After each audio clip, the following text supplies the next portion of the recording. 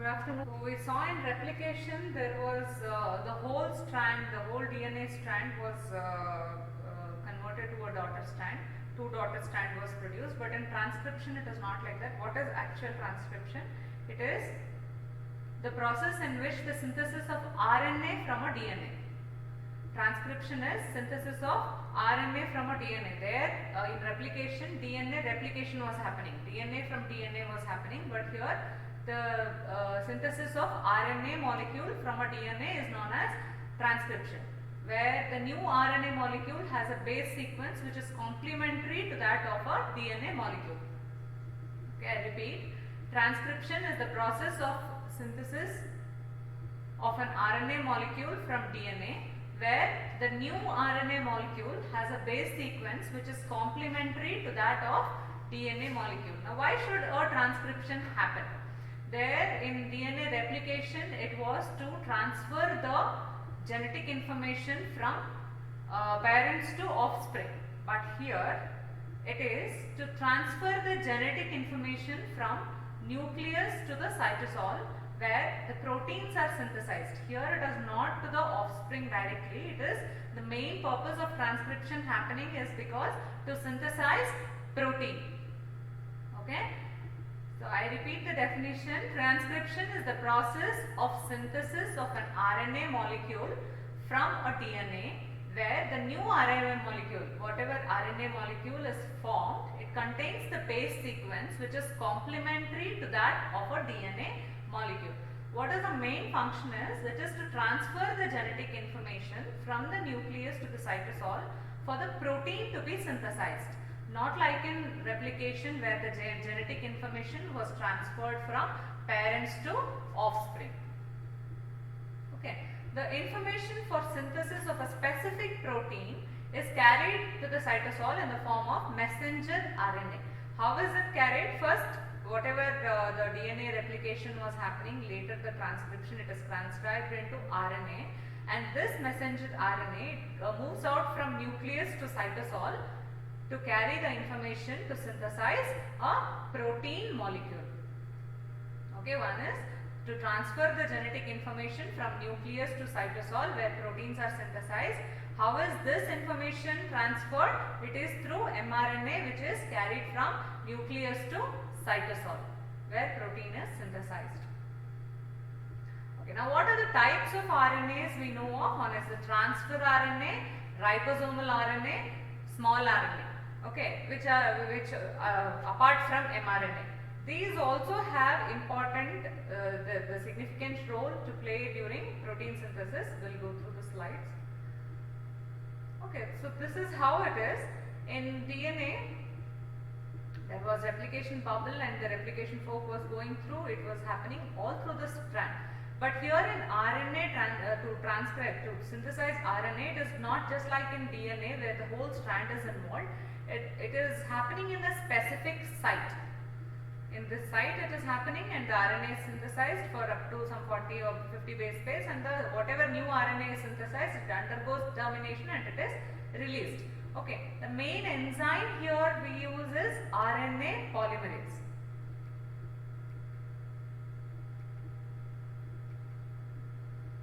What are the salient features of transcription? We also learned salient features of replication. Now the same way we will learn for transcription also.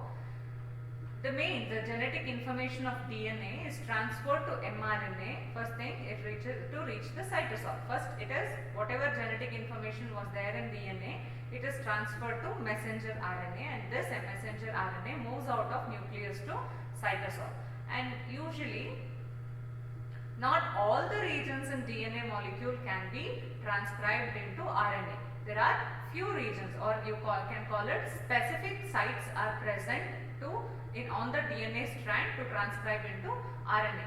The same area of the other strand, whatever the strand which is helping for a synthesis is template strand, and whatever is being synthesized is coding strand or anti-template strand. Like you will have two strands in DNA, right? These are the two strands. Now this is the template strand. This is the template strand or anticodon, and this is the codon or not a template. anti-template strand. Okay.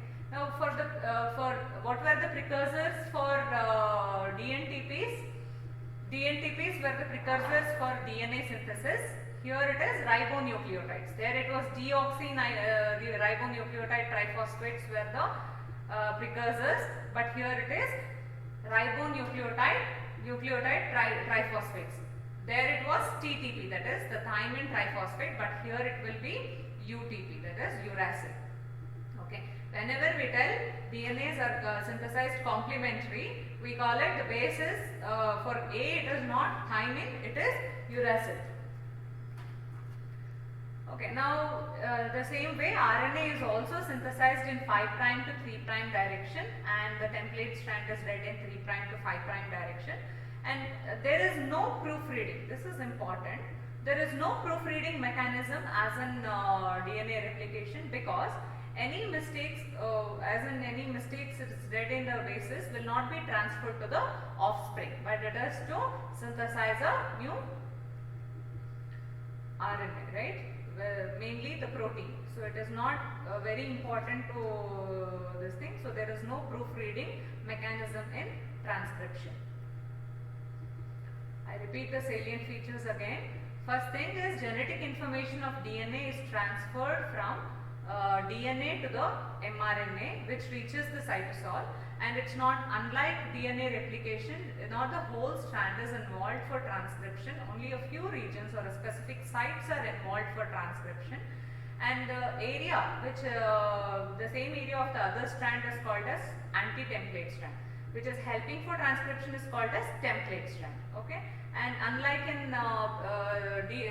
DNA replication, it is not DNTPs which are the precursors. Here it is the nucleotide triphosphates. Also you will have to know this thing.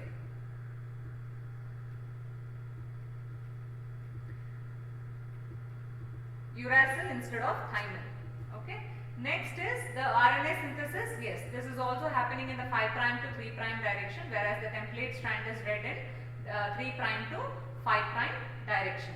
Also, there is no proofreading mechanism, as any mistakes when reading the bases, which it will not be transferred to the offsprings. What is the enzyme involved in transcription is mainly the RNA polymerase. Transcription is mediated by DNA dependent RNA polymerase. We can call it DNA dependent RNA polymerase because the DNA acts as a template strand and RNA is synthesized. So it is called as DNA dependent RNA polymerase, or simply like that also RNA polymerase, which is understood it is DNA dependent. Okay. Now in prokaryotes or in bacterial RNA polymerase, we have the RNA polymerase contains 2 alpha, 2 beta subunits and 1 sigma factor and 2 zinc atoms. You can see the image here. 2 alpha, 2 beta. This is the sigma factor, and there will be 2 zinc atoms. Okay, this is how the RNA polymerase structure looks like. Now for a transcription to start, we require a promoter site. That is the site where the specific, or you call it as a specific region where the RNA polymerase can bind. Okay, so what is a promoter site is? This is the specific region in which the DNA molecule to which RNA polymerase binds with higher affinity. Okay, where is it situated is? It is situated towards the 5' end, that is the upstream of transcription, start site. Anything before the start site we call it as upstream, and after the promoter site we call it as downstream. Okay. So the association of RNA polymerase with the promoter ensures accurate initiation of transcription. One thing you will have to remember is this RNA polymerase, it binds on specific region in a DNA molecule with higher affinity, and that site is called as promoter site. Okay, where is this promoter site situated is? It is situated towards the 5' end of the transcription start site.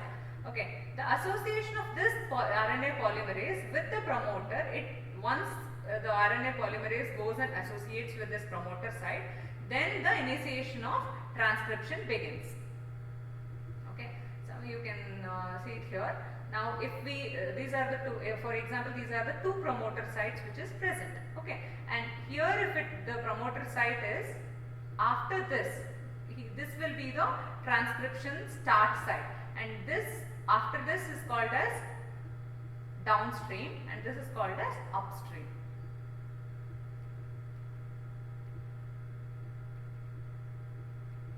Usually these bacterial promoters are approximately around 40 nucleotides in length, and in this region there are two short conserved sequence elements. Usually what happens is approximately the 35 base pair upstream of the transcription start site, there is consequences like consensus sequence like TG, TT, GACA, to which the this sequence, okay. This sequence will be present where the RNA polymerase goes and binds to call it as a promoter site.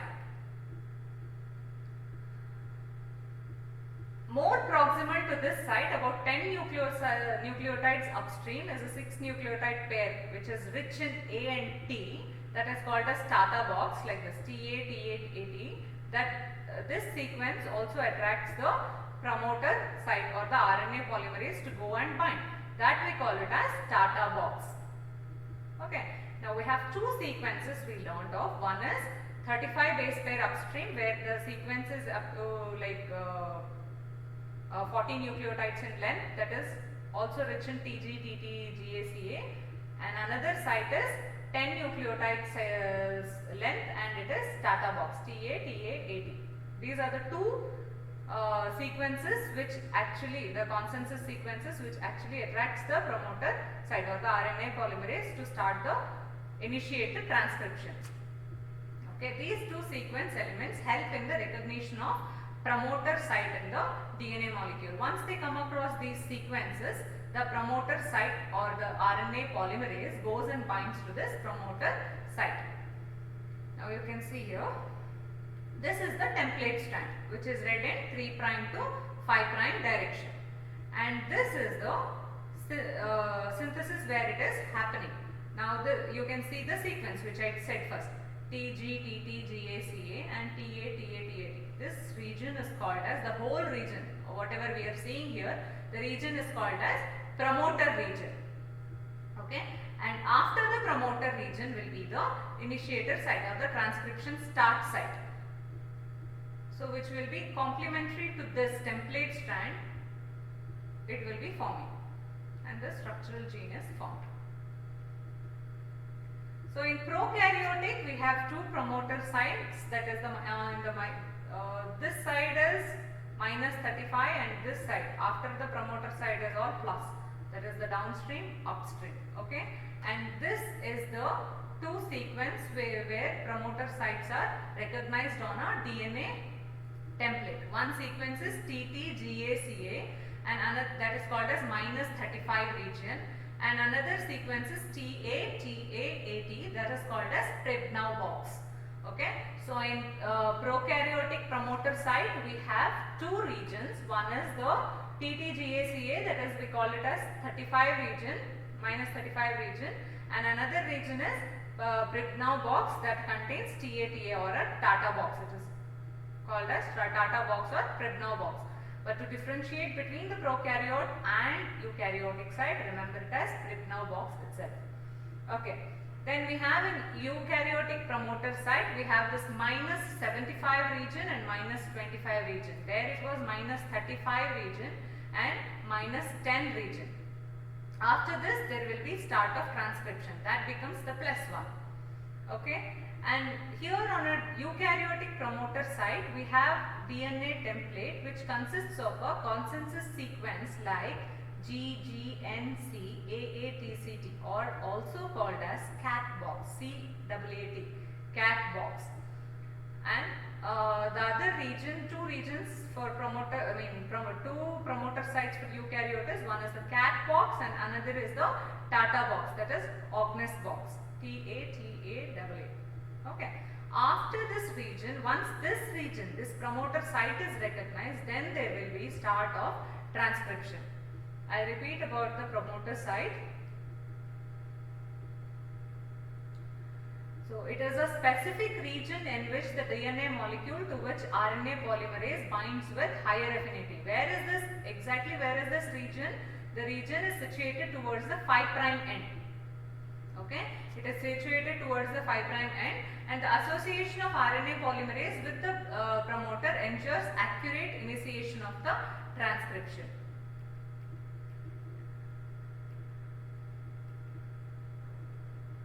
Usually in this region there are two short conserved sequence elements which we saw, the bases. Usually the repetition of few consensus sequence we saw. One is in a prokaryotic promoter site we have TTGACA, that is the -35 region, and TATA80 -10, that is the Prignau box. These are the two regions where promoter sites are present. Okay, it is towards the 5' end. And here eukaryotic promoter site we have cat box and the Hogness box. Once the promoter site is recognized by the RNA polymerase, there will be initiation of transcription. Okay, where is this initiation happening? After the recognition of promoter site. Okay, the region of the template between the promoter site and the termination site is called as transcription unit. Likewise, we have promoter site, we have also termination site. Whatever is in between, the region of the template between the promoter site and the termination site is called as transcription unit, which is transcribed into one mRNA. What happens initially is DNA helix, it partially unwinds. It unwinds and the RNA polymerase binds with the promoter site on the DNA with the help of a sigma factor. We learned about sigma factor, right? RNA polymerase has 2 alpha, 2 beta and 1 sigma factor. So what happens? The DNA helix, it partially unwinds. It's not like in replication, it is slightly different. Okay. So it is partially unwinding at this site where the nearby the promoter site, it partially unwinds, and the RNA polymerase binds with the promoter site on DNA with the help of sigma factor, and it moves forward. Okay, and usually when it reaches the appropriate site of the genes, the first nucleotide or usually a purine base of the RNA attaches to the initiation site of the beta subunit of the RNA. See, first thing, in RNA polymerase, because with the help of sigma factor, it goes and binds and it keeps moving forward. The first purine base is attached with the help of beta subunit of RNA polymerase. Then what? After the first base is added, complementary bases will be added depending on the template strand.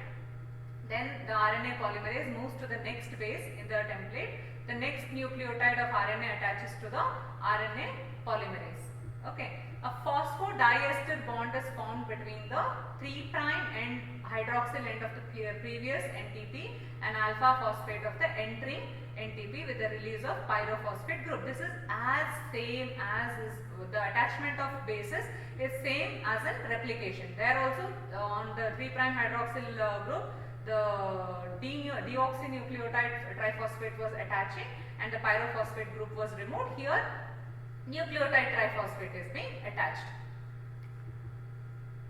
Okay, then the RNA polymerase moves on to the next base on the template DNA.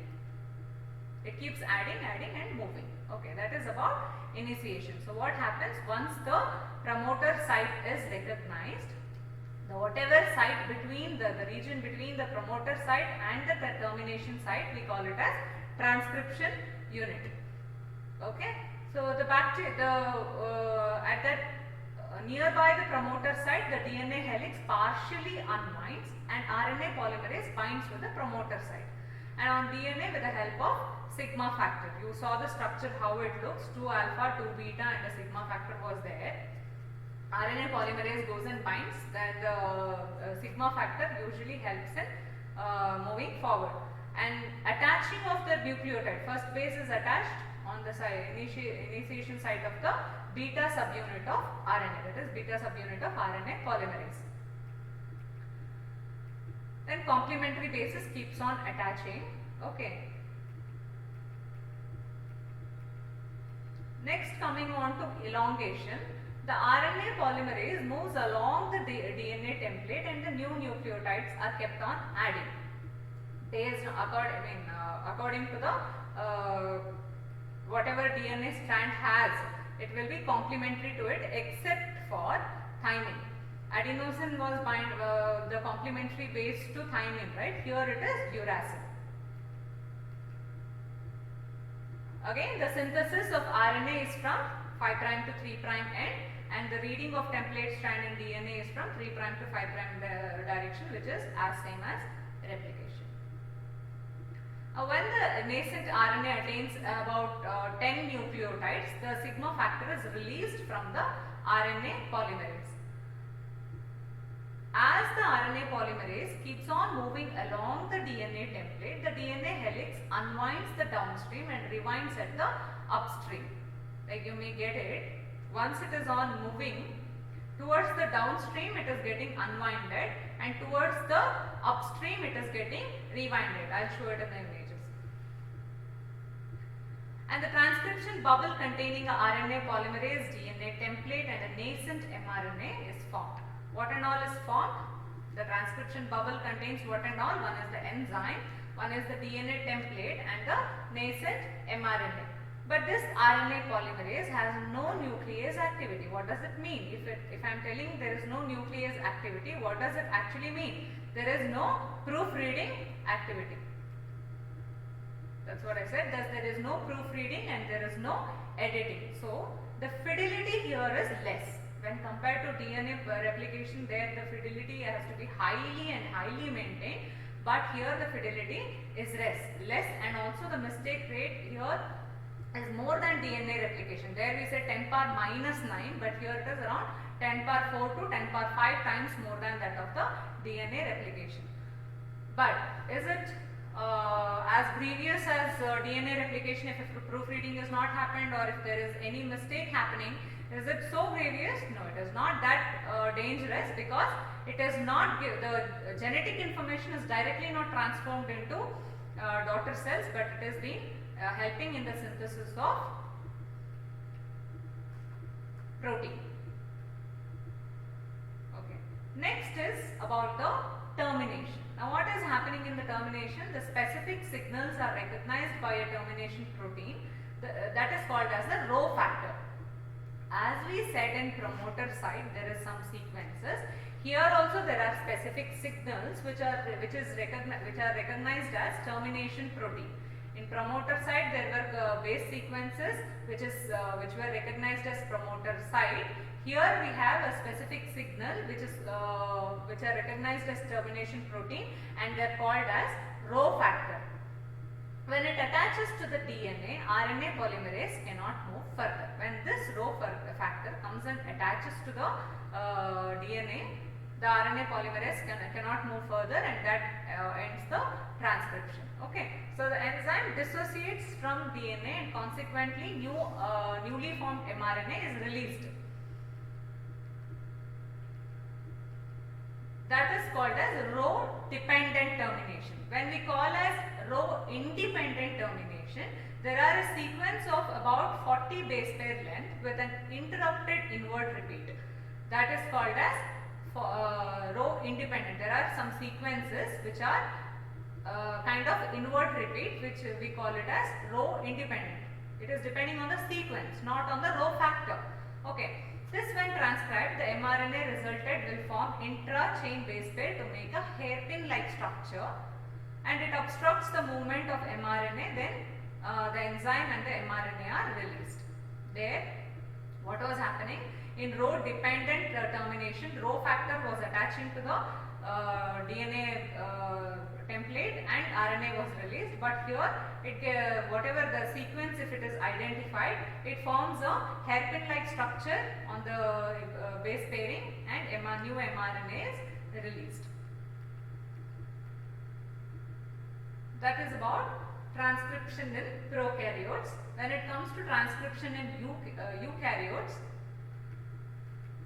Again, there is changes in RNA polymerase, same way as we learnt in prokaryotic and eukaryotic replication. Here there are three different types of DNA dependent RNA polymerases which is responsible for the synthesis of rRNA. One, the RNA polymerase type 1 or A, it is responsible for the synthesis of ribosomal RNA, but in RNA polymerase type 2 is responsible for synthesis of mRNA, and RNA polymerase type 3 is depending on the production of tRNA. I repeat, RNA polymerase type 1 is responsible for synthesis of ribosomal RNA, type 1 ribosomal RNA, type 2 messenger RNA, type 3 transfer RNA. And these RNA polymerases have two large subunits and number of smaller subunits. It was not like in prokaryotes where it had 2 beta, 2 alpha and 1 sigma. It is not like that. These RNA polymerases have two large subunits and a number of smaller subunits. Okay. Now we learned in eukaryotic the promoter sites were Tata box and a Hogness box, right? It is located from 25 to 30 base pair upstream. Further, the upstream whatever was between the minus 70 and minus 80, there were another sequence of GG, CEC, A, TCT known as cat box or Hogness box. Okay. So few transcription frequency signals are present here to determine how many times the RNA polymerase should work on that, and the particular gene are seen further upstream in the DNA. There it was just like RNA polymerase was coming and binding to the promoter site, it is like that, but here we need something called transcription frequency signal to determine how many times the RNA polymerase should work on that particular gene. So this is what in prokaryotic it was minus 35 region and the Pribnow box or minus 10 region. Here it is minus 75 region and minus 25 region. That is the cat box and the Tata box. So there are enhancers and silencers to increase or decrease the rate of transcription, unlike in prokaryotes. It was not required. These enhancers and silencers were not required. Just the RNA polymerase was going and binding.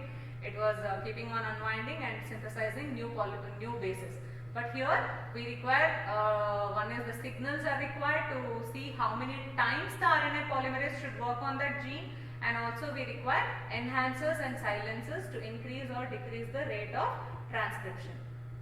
So these may be located either upstream or downstream, but about 1000 nucleotides away from the start site.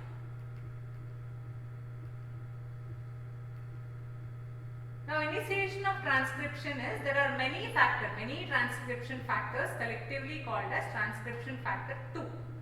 Okay, to initiate, it is just not identifying the promoter site, but we require so many transcription factors. Initially, this Tata box is recognized by Tata binding protein. Okay, this Tata box was recognized by Tata binding protein, and there instead of sigma factor, there in prokaryotes it was sigma factor, right? Here we have SL1 factor, which ensures that RNA polymerase could locate the start point. There sigma factor was doing this job, and here SL1 factor is doing this, locating the start point. Then the transcription factors keep on binding sequentially to synthesize the new RNA. Okay, there are about almost 10 power 5 transcription initiation sites on entire human DNA. That is too huge. Okay, so this is how it is. When I said there in the RNA polymerase for prokaryotes, it was such a simple structure, just having 2 alpha, 2 beta and 1 sigma factor. But here in human, the RNA polymerase, it has few activators, enhancers, silencers, repressors, and also it has many factors. You can see here there is a Tata binding protein which goes and binds, and then this B, F, E, H, which are called as basal factors, goes and binds. See here is the Tata box, that is the promoter site, and these are all the 80, 110, 250, 40, 60, 30 beta, 30 alpha, 150 are all the co-activators. Okay, These are all, this is the whole structure of RNA polymerase when compared to prokaryotes. Prokaryotes, it was so simple, it was just the 5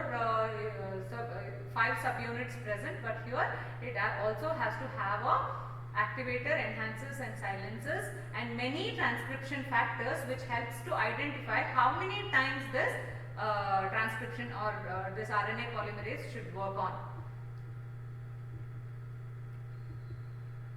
So, in our this is the Tata box, that is the promoter site, and this is the transcribed region.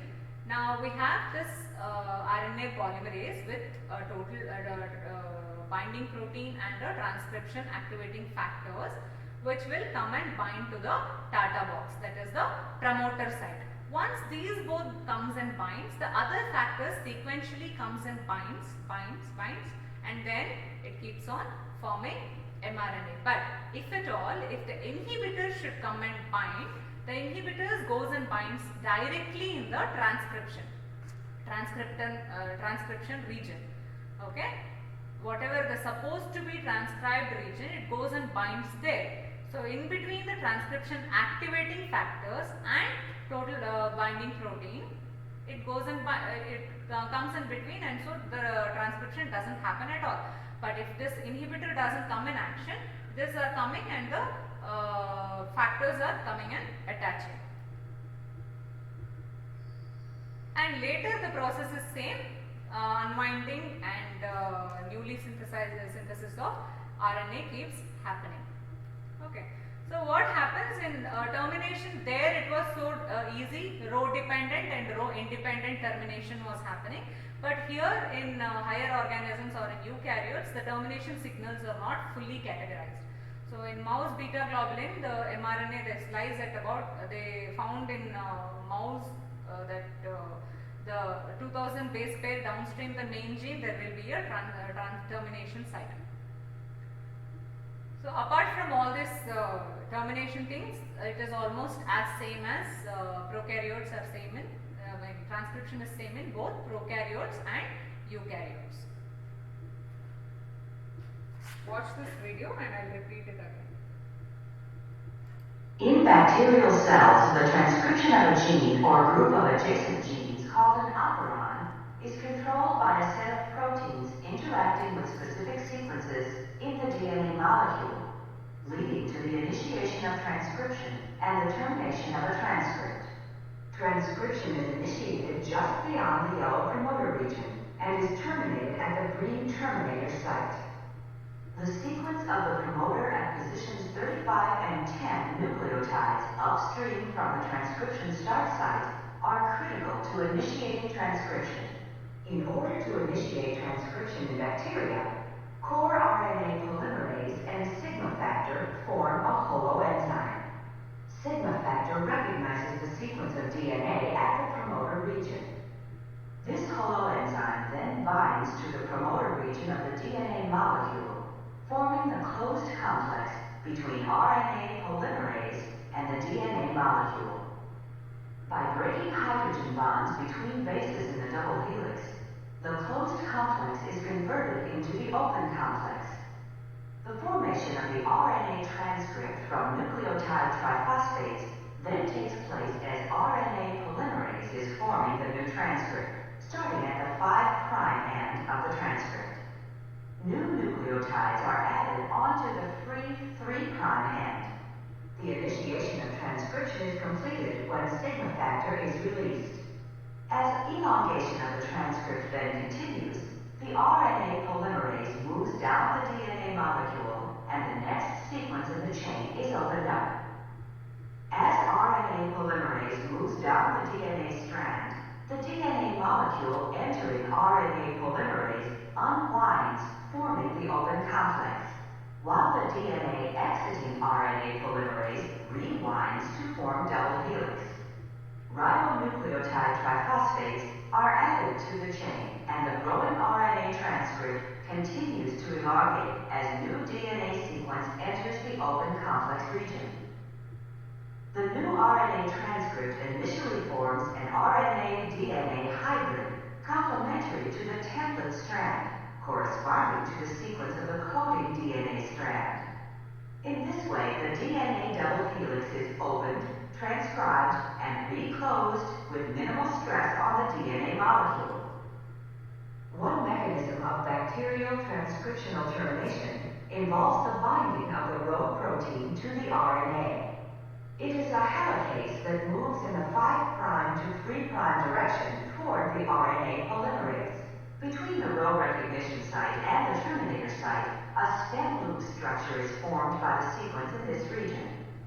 This stem loop structure halts the movement of RNA polymerase, and the Rho protein then moves to the RNA polymerase complex, causing the complex to dissociate and terminating transcription, resulting in the full-length mRNA transcribed from the gene.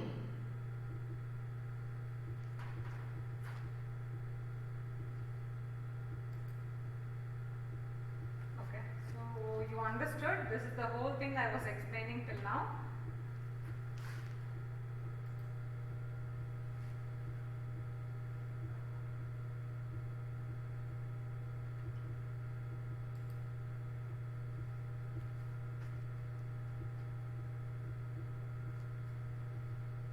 You can see here, this is the DNA strand.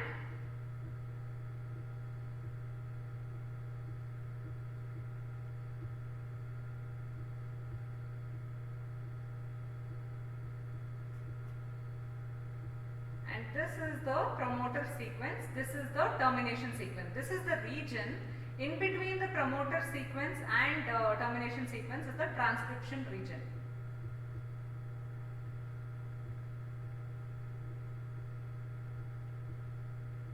This is the promoter sequence. Now this RNA polymerase enzyme with the sigma factor, it comes and binds to the promoter site.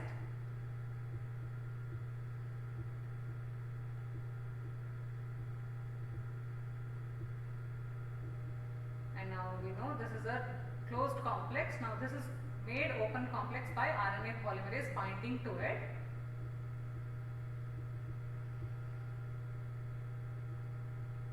You can see now it is a open complex, that is there is partial unwinding. These are the precursors, the ribonucleoside triphosphates are the precursors.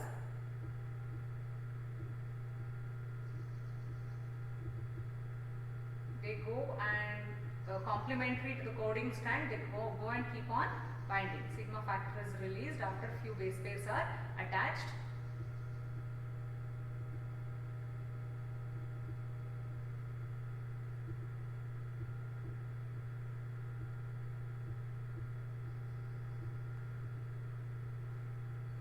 One by one, the nucleotide triphosphates keep attaching and there will be unwinding of DNA.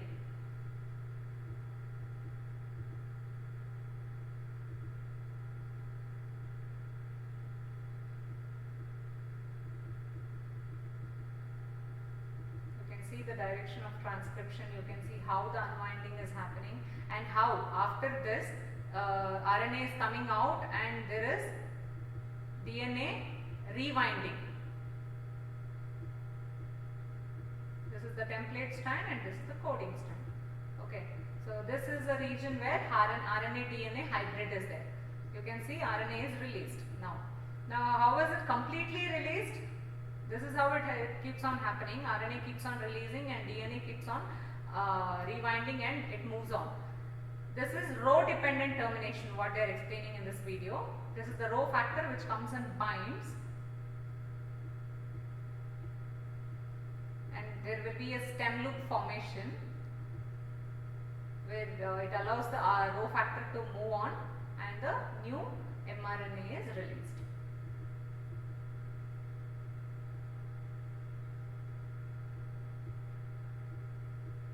So it is as easy as this. You will have to remember a few extra factors in transcription of RNA in eukaryotes, and there is no specific termination signals in eukaryotes.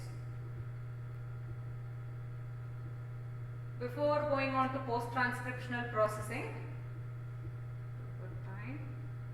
I will take up doubts. You can ask your doubts now regarding transcription or replication.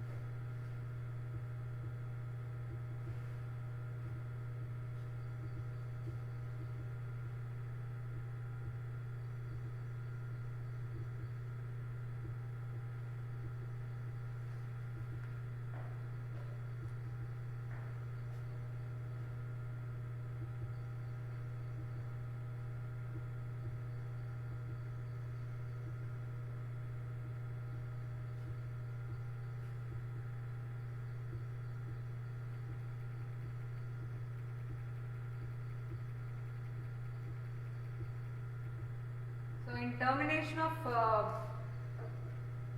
prokaryotes, there is two things. One is row dependent, which is a factor dependent, where the row factor comes into this thing, it binds to the DNA and it ends the termination. And in row independent termination, there are sequences with invert repeat, like that we call it as palindrome sequence. Like if I call madam, M-A-D-A-M, if I invertly repeat also, it is the same. Some base pairs like that will be present at the end, that is called as row independent termination. Those sequence, what they cause is, they will not, this when they are transcribed, when the mRNA is resulted, they make a intra-chain base pairing to make a hairpin like structure, and it obstructs the movement of mRNA. So then the enzyme in the mRNA is released. So in row dependent, it was row factor which was helping. Here it is the sequence, the palindrome sequence, which will help in forming a hairpin like structure, and it ends the mRNA transcription, and it is released from the site.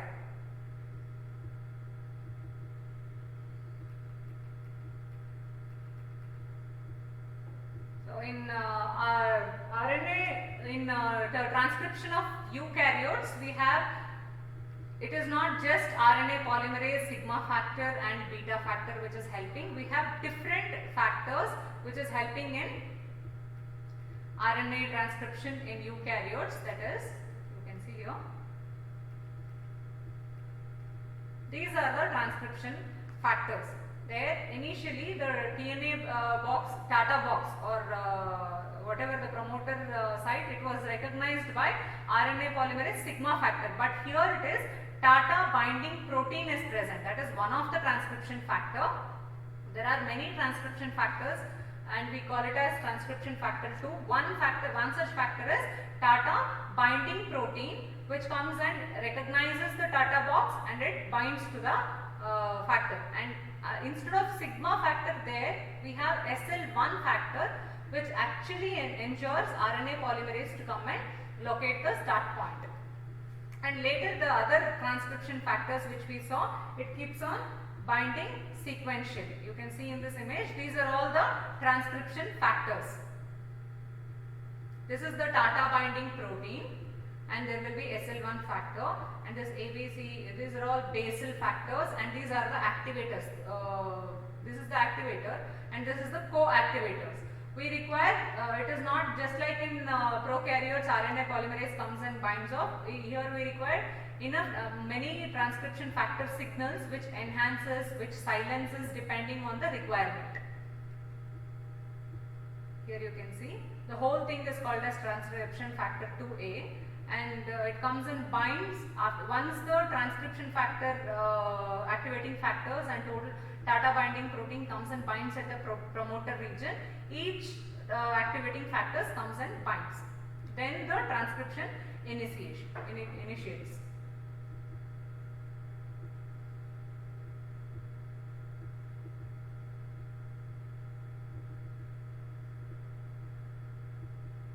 Any doubts in DNA replication and transcription, you can ask now, because once I start post-translational modification, it should not be tough for you guys to understand.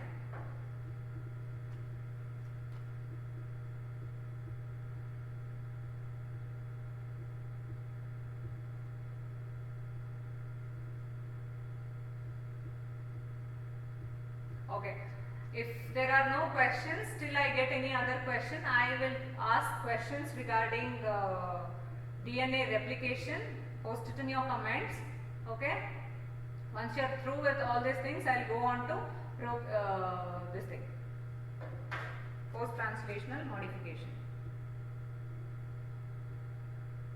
So, what are the salient features of DNA replication?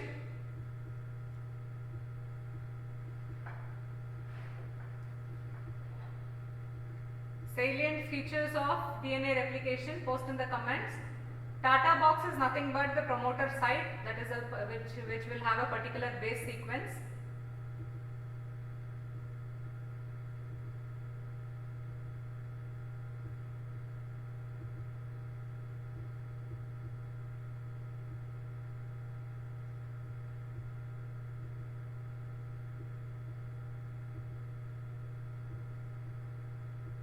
That is data box. The promoter site which will have particular base sequence, it is called as data box.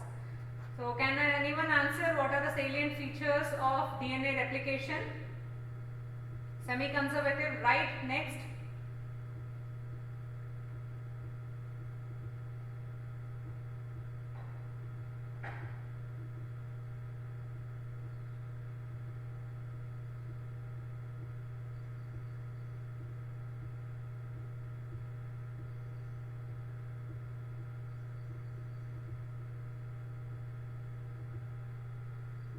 There is nothing called semi-continuous. Semi-continuous is wrong. Which enzyme dependent do you mean?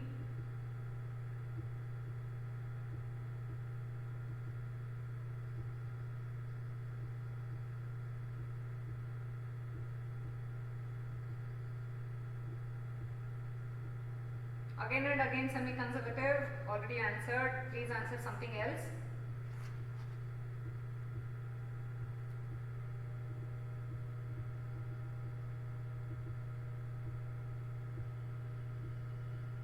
Now if it was a live class, I would have seen so many answering, so many murmuring and so many not answering, right?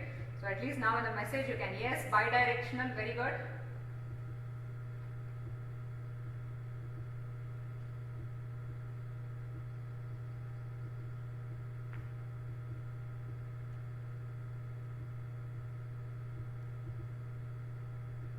It is not semi-continuous, it is continuous. Is it semi-continuous? It is actually continuously synthesizing, right? So, continuous, bidirectional, simultaneously happening.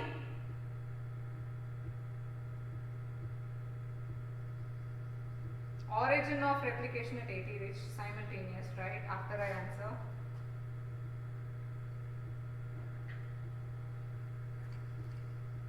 No proofreading in DNA replication, is it right? Is it no proofreading or proofreading? It is very much fidelity is more, right?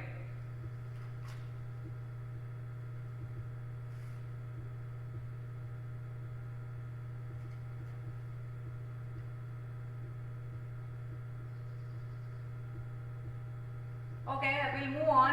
What are all the proofreading 3 to 5? Okay, which is the enzyme which is helping in proofreading of 3' to 5' direction? Leading and lagging strands. There is ability of proofreading, high fidelity, DNA repair. Okay, what are all the DNA damages that can happen? Types of DNA damage. Name the types of DNA damage. Formation of replication fork and replication bubble. Good. Move on. Tell me about something about damage. Base mismatch, right then. There is nothing called semi-discontinuous. Please don't answer such things. Cross-linking, yes. Chain break, right. Mutational damage, right. Then base mismatch is nothing but mutation, and there are different types of mutation which I will be telling later. Base excision, right. Base excision, right. Then Deamination, right. Deamination of purine and pyrimidine causes exogenous and endogenous, not the factors. So what are all the damages that repair mechanisms that can happen? Move on. What are the types of repair mechanism? Nucleotide excision repair, right?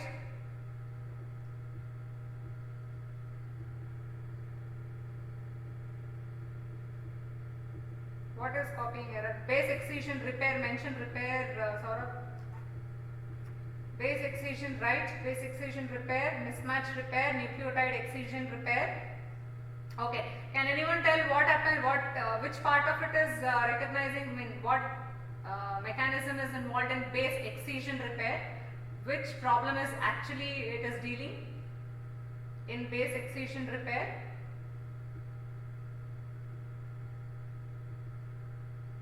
In base excision repair, which part is being corrected, or which mechanism is it involving?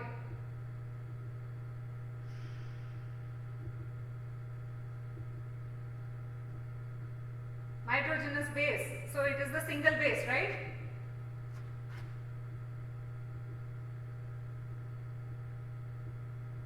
It is involving the single base. How? Yes, right. Base is removed by glycoxylase and then endonuclease. Next. After the base is removed by glycoxylase, what is happening? Which is that another enzyme which is coming and removing the fragment total.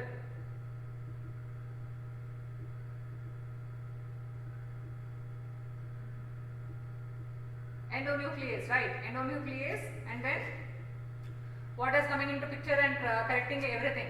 Which are the two other enzymes? DNA polymerase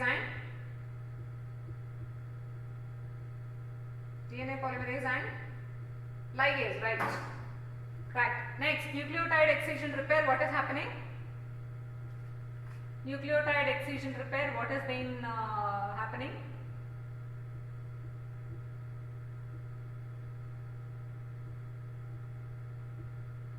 What are the errors corrected in nucleotide excision repair?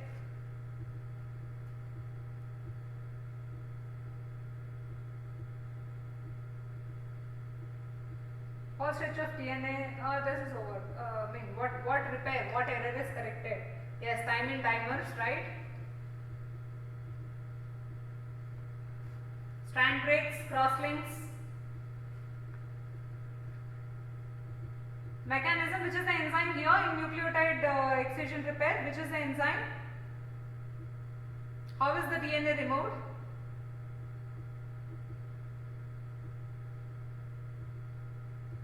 There is something called UV specific excinuclease. What is the defect? What happens if there is any defect in nucleotide excision repair? Right, very good. Next, what happens if there is defect in nucleotide excision repair? What is the problem?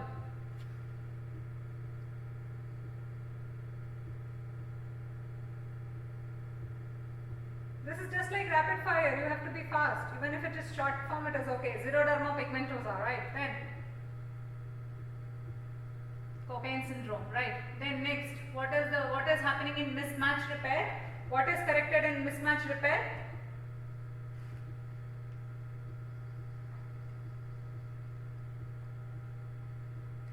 Trichothiodystrophy. What is happening in mismatch repair? Which part of the error is corrected in mismatch repair? You can answer in short forms, but be fast. I have just copying error. What is copying error? Base pair mismatch, right? Then what is that happening? What are the protein? Which one recognizes the? How is it corrected? How is it corrected?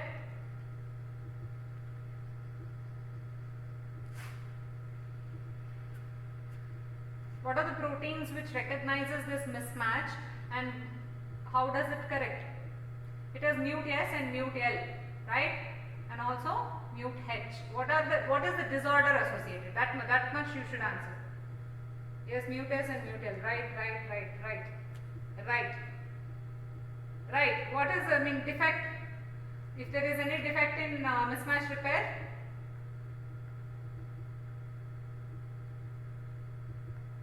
if there is any mismatch in, if there is any defect in mismatch repair, what happens? HNPCC, right? So that is about DNA replication and transcription, and I'm happy all of you answered it well. If you have any doubts, again you can post it in the group or in private. Next class I'll be teaching about post-translational modification. Read about transcription today and also read about post-translational modification. Okay? Thank you.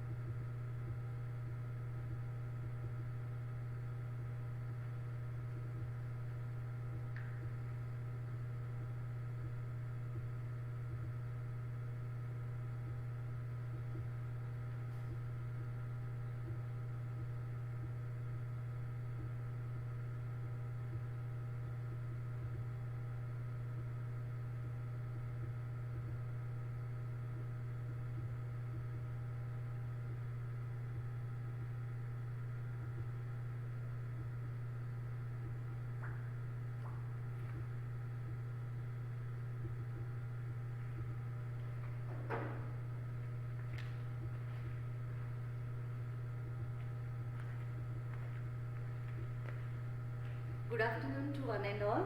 So today we will be discussing about the rectus sheath and its contents.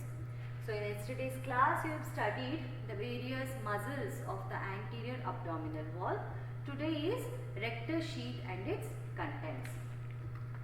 So what is this rectus sheath? Rectus sheath is nothing but it is an aponeurotic envelope for rectus abdominis muscle, and it is present on each side of linea alba. I will explain you what is linea alba. So it is an aponeurotic envelope which is present for the rectus abdominis muscle. And what are the main functions of this rectus sheath? It acts as a retinaculum, and when it acts as a retinaculum, it prevents the muscle, that is the rectus abdominis, from bowstringing. So this is the main important action of the rectus sheath. Next is, after you know what is rectus sheath, you should know the different modes of the formation of the rectus sheath. So the main principle here is there will be splitting of the internal oblique aponeurosis. Whatever the internal oblique muscle is present in the anterior abdominal wall, it will split. The aponeurosis of the internal oblique muscle splits. This is the main principle which is involved in the formation of the rectus sheath. And when you study the rectus sheath, you need to study the rectus sheath under different levels. There are three various levels in which you need to study the rectus sheath. And whatever the splitting of internal oblique aponeurosis is there, so this splitting of the internal oblique aponeurosis, it extends from the costal margin. The splitting will extend from, so this is the costal margin. The splitting of the internal oblique aponeurosis. See, this is the external oblique muscle. So the external oblique muscle has been cut here. Beneath the external oblique, this is the internal oblique muscle. And this is the aponeurosis of the internal oblique muscle. There is a splitting of the aponeurosis of internal oblique muscle. So from where to where the splitting of the aponeurosis of internal oblique muscle takes place? This is very important. So the splitting takes place from the costal margin. This is a costal margin. The splitting takes place from the costal margin to a level midway between umbilicus and pubic symphysis, almost to this level. Okay? So from the costal margin to midway between umbilicus and pubic symphysis, the splitting of the internal oblique aponeurosis takes place. So it splits into two layers, namely the anterior lamina and the posterior lamina. Anterior lamina comes anteriorly, whereas the posterior lamina it goes posteriorly. This is how the splitting of the internal oblique aponeurosis takes place. And above the costal margin, the internal oblique aponeurosis, it is not showing any splitting, and also it will not form the anterior wall of the sheath. And below means which level? Below means midway between umbilicus and pubic symphysis. Okay, below this level also there is no splitting of the internal oblique aponeurosis. So the splitting extends only from costal margin to the midway between umbilicus and pubic symphysis.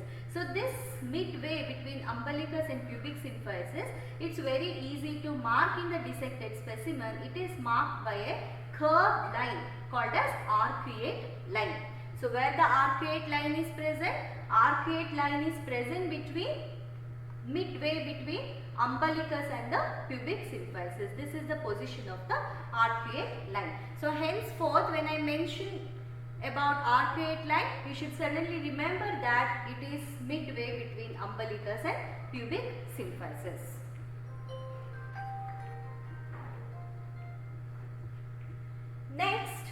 you should learn the boundaries of the rectus sheath. So before going to the boundaries of the rectus sheath, you should have preliminary knowledge about the various components. So first, coming to the linea alba. So what is linea alba? Linea alba is nothing but it is the interlacement of the three aponeurotic fibers. What do you mean by that?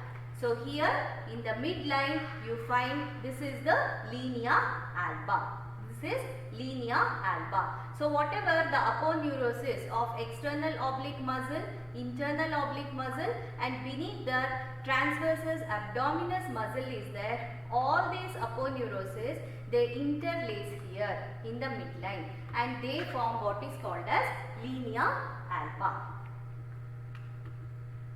So how the linea alba is situated? So the linea alba, it is linear below the umbilicus and is wide above the umbilicus. So if you see the linea alba, below the umbilicus the linea alba is linear and above the umbilicus the linea alba is wider.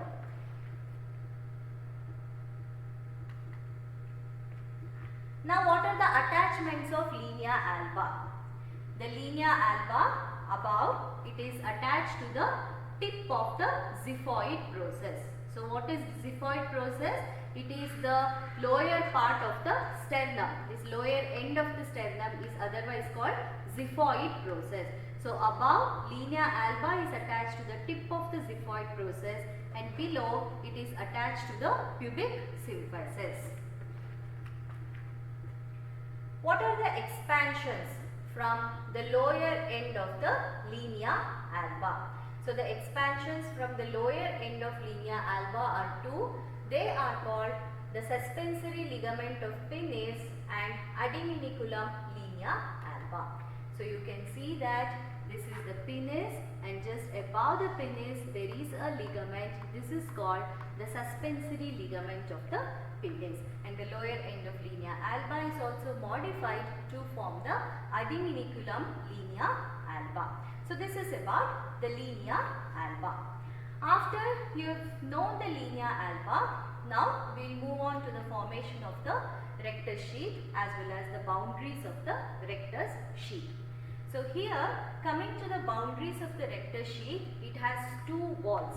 There are anterior wall and posterior wall. And it has a medial margin, it has a lateral margin. So here, whatever this you are seeing, this is the anterior wall of the rectus sheath.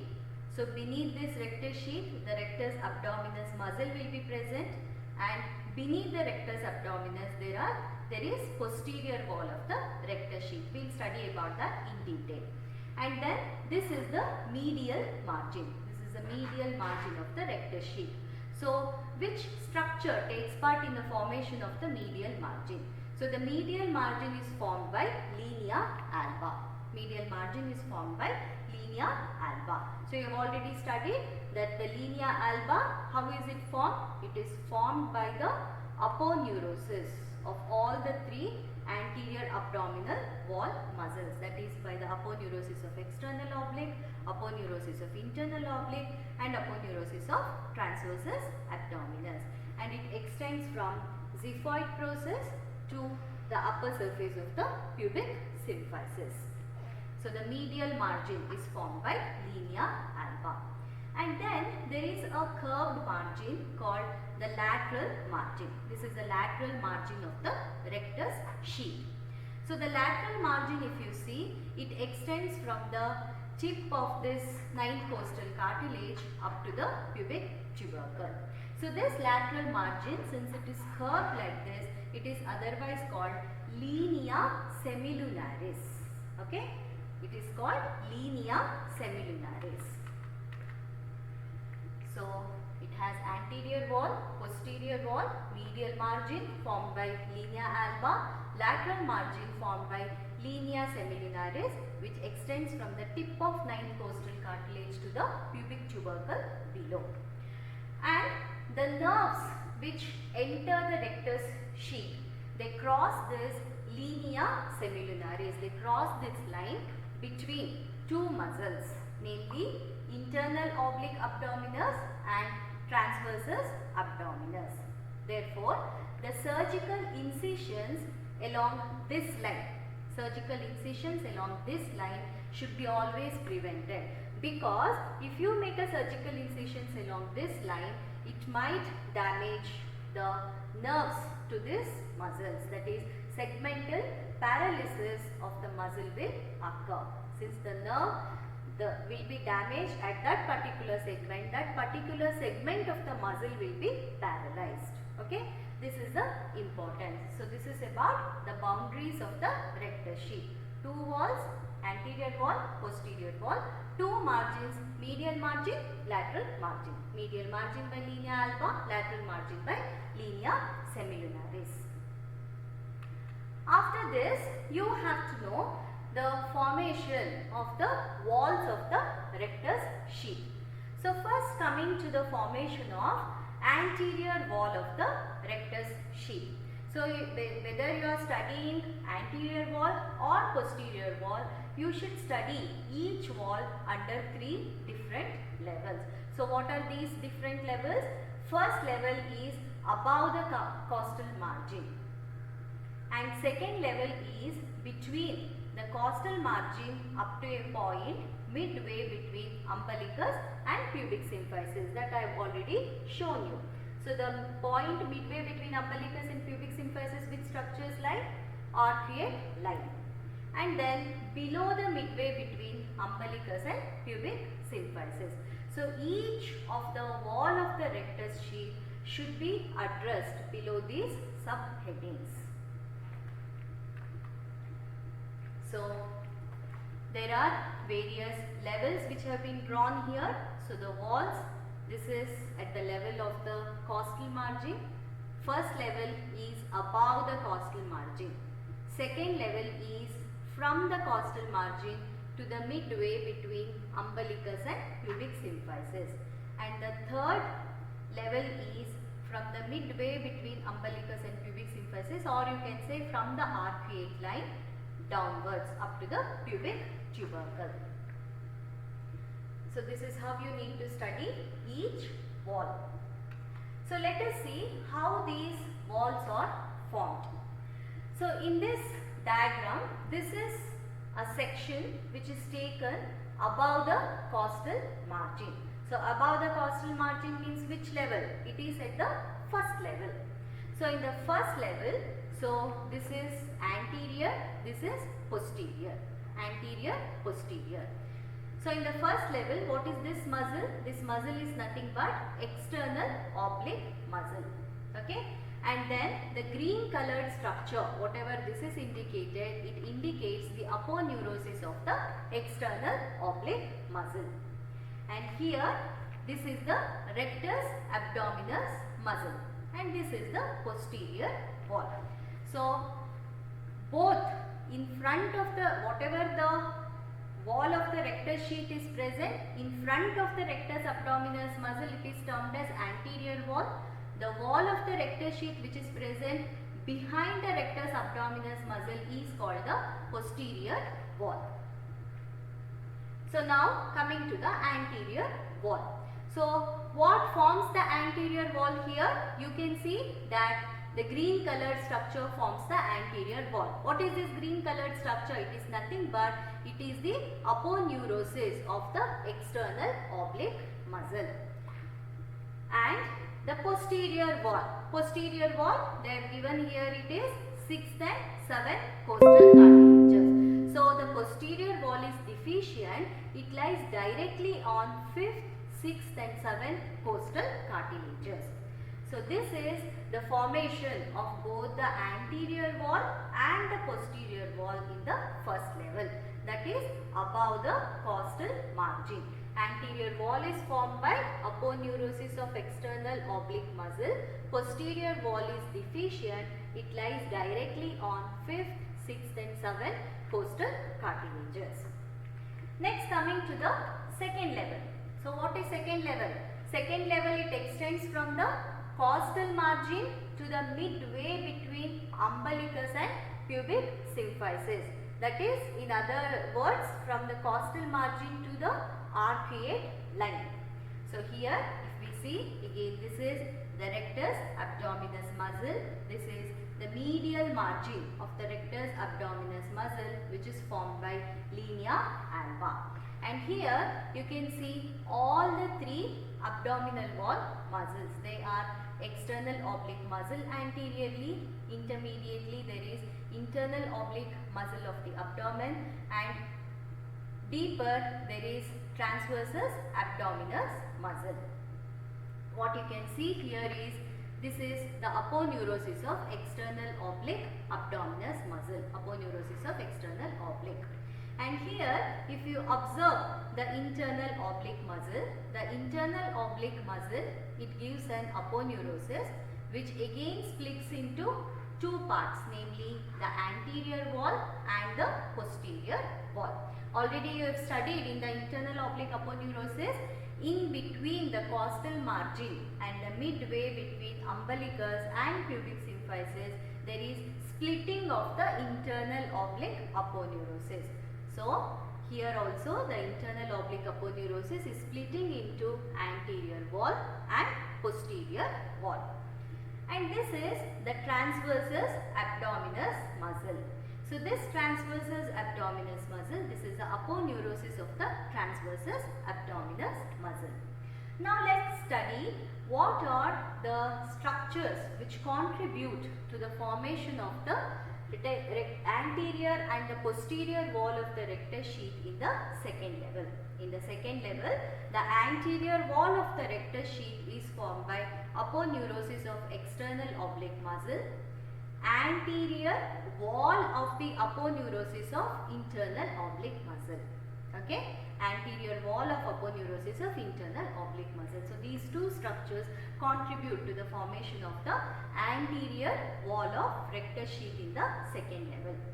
And then posterior wall of rectus sheath, it is formed by the posterior wall, the posterior lamina of the aponeurosis of internal oblique muscle, posterior lamina of the aponeurosis of internal oblique muscle, and also the aponeurosis of the transversus abdominis. Okay, so the second level is from costal margin to midway between umbilicus and pubic symphysis. And here the anterior wall in the second level is formed by aponeurosis of external oblique muscle and anterior lamina of the aponeurosis of internal oblique muscle, and posterior wall is formed by posterior lamina of aponeurosis of internal oblique and the aponeurosis of the transversus abdominis. This is a very important concept which you need to understand. Next, third level. So, what is third level? Third level is below the arcuate line. In other words, it extends from the midway between umbilicus and pubic symphysis to the pubic symphysis, okay, below the arcuate line. So, here you can see that this is the rectus abdominis muscle, this is linea alba, the medial margin, external oblique muscle, internal oblique muscle, transversus abdominis muscle. And you can see the aponeurosis of external oblique, this is aponeurosis of internal oblique, this is aponeurosis of the transversus abdominis. So, here what you can observe is the internal oblique will not split, internal oblique splits only in the second level. So, here the anterior wall is formed by aponeurosis of all the three abdominal walls muscle, that is external oblique, internal oblique and transversus abdominis. And if you observe the posterior wall is formed by fascia transversalis. So, what do you mean by fascia transversalis? It is a fascia which is present beneath the transversus abdominis muscle, deep to the transversus abdominis muscle. This is called fascia transversalis. Beneath fascia transversalis, you have got extraperitoneal fat and the peritoneum. Okay. So, in the third level, anterior wall is formed by aponeurosis of external oblique, aponeurosis of internal oblique and aponeurosis of transversus abdominis. Posterior wall is formed by fascia transversalis. So here you can see that a section is being taken at two different levels, and you can see the arrangement of the structures to form the anterior wall and the posterior wall of the rectus sheath. So here this is a section which is taken at a level from the costal margin and in between the umbilicus. So this becomes the second level. Okay, so this section is taken at the second level. So here you can see the arrangement of the structures. So here this is the internal oblique muscle, this is external oblique, internal oblique, and then this is the transversus abdominis.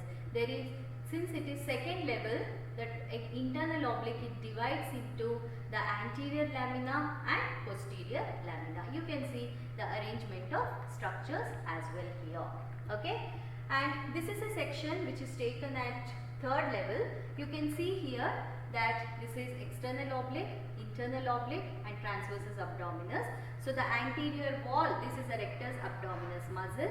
The anterior wall of the rectus sheath is formed by aponeurosis of all the three abdominal wall muscles, whereas the posterior wall is formed by fascia transversalis. Okay, this is second level and this is the third level. And here they have shown that this is a rectus abdominis muscle. So this is how the anterior and posterior walls of the rectus sheath are formed. Then this is a small note about arcuate line. I had mentioned about this arcuate line before to you. So here this is the arcuate line. Can you see this semilunar line over here? This is nothing but the arcuate line. So it is present exactly midway between umbilicus and the pubic symphysis. So here also you can see that this is the arcuate line. So what happens?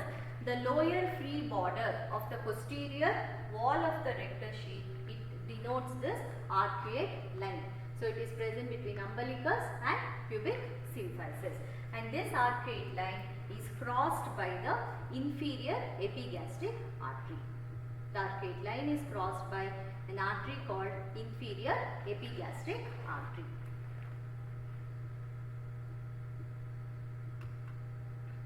This is the same comprehensive study of various levels and also the structures which contribute to the formation of anterior wall and posterior wall of the rectus sheath.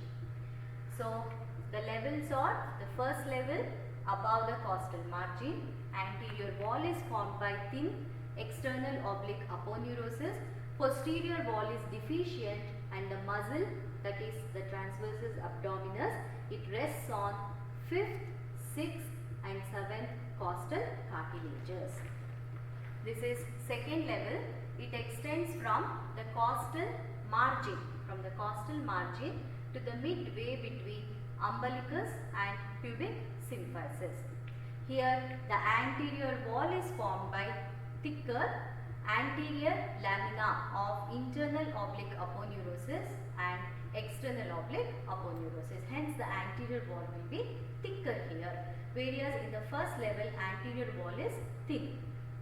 And the posterior wall in the second level is formed by posterior lamella or lamina of internal oblique aponeurosis and transversus abdominis aponeurosis.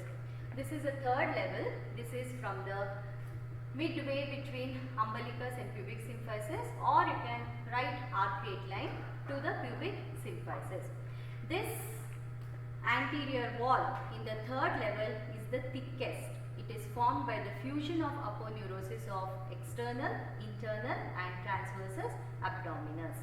And the posterior wall is formed by transversalis fascia, which is present beneath the transversus abdominis muscle. What is this? This is something new, isn't it? So, this is a recent concept of the rectus sheath formation. So, what this recent concept tells? The recent concept tells that We have studied so far that only the internal oblique muscle divides into the two lamella, that is anterior and the posterior lamella.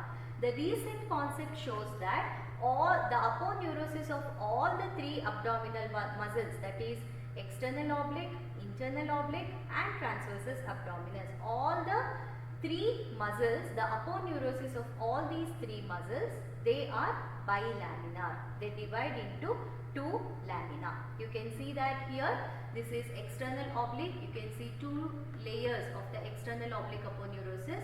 These are the two layers of internal oblique aponeurosis, and these are the two layers of the transversus abdominis. And this is again in the first level, second level and in the third level. So here what happens, according to this recent theory, all these bilaminar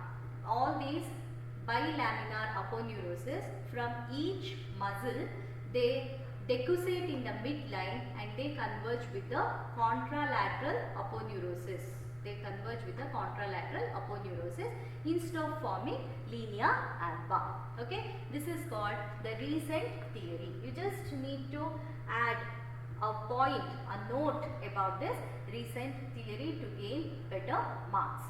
So according to this recent theory, you can see that the linea alba is not formed in the midline. Instead, there is decussation of the muscle fibers of the aponeurosis with that of the aponeurosis on the contralateral side. Okay. Just one brief note you need to mention about the recent theory regarding the formation of the rectus sheath.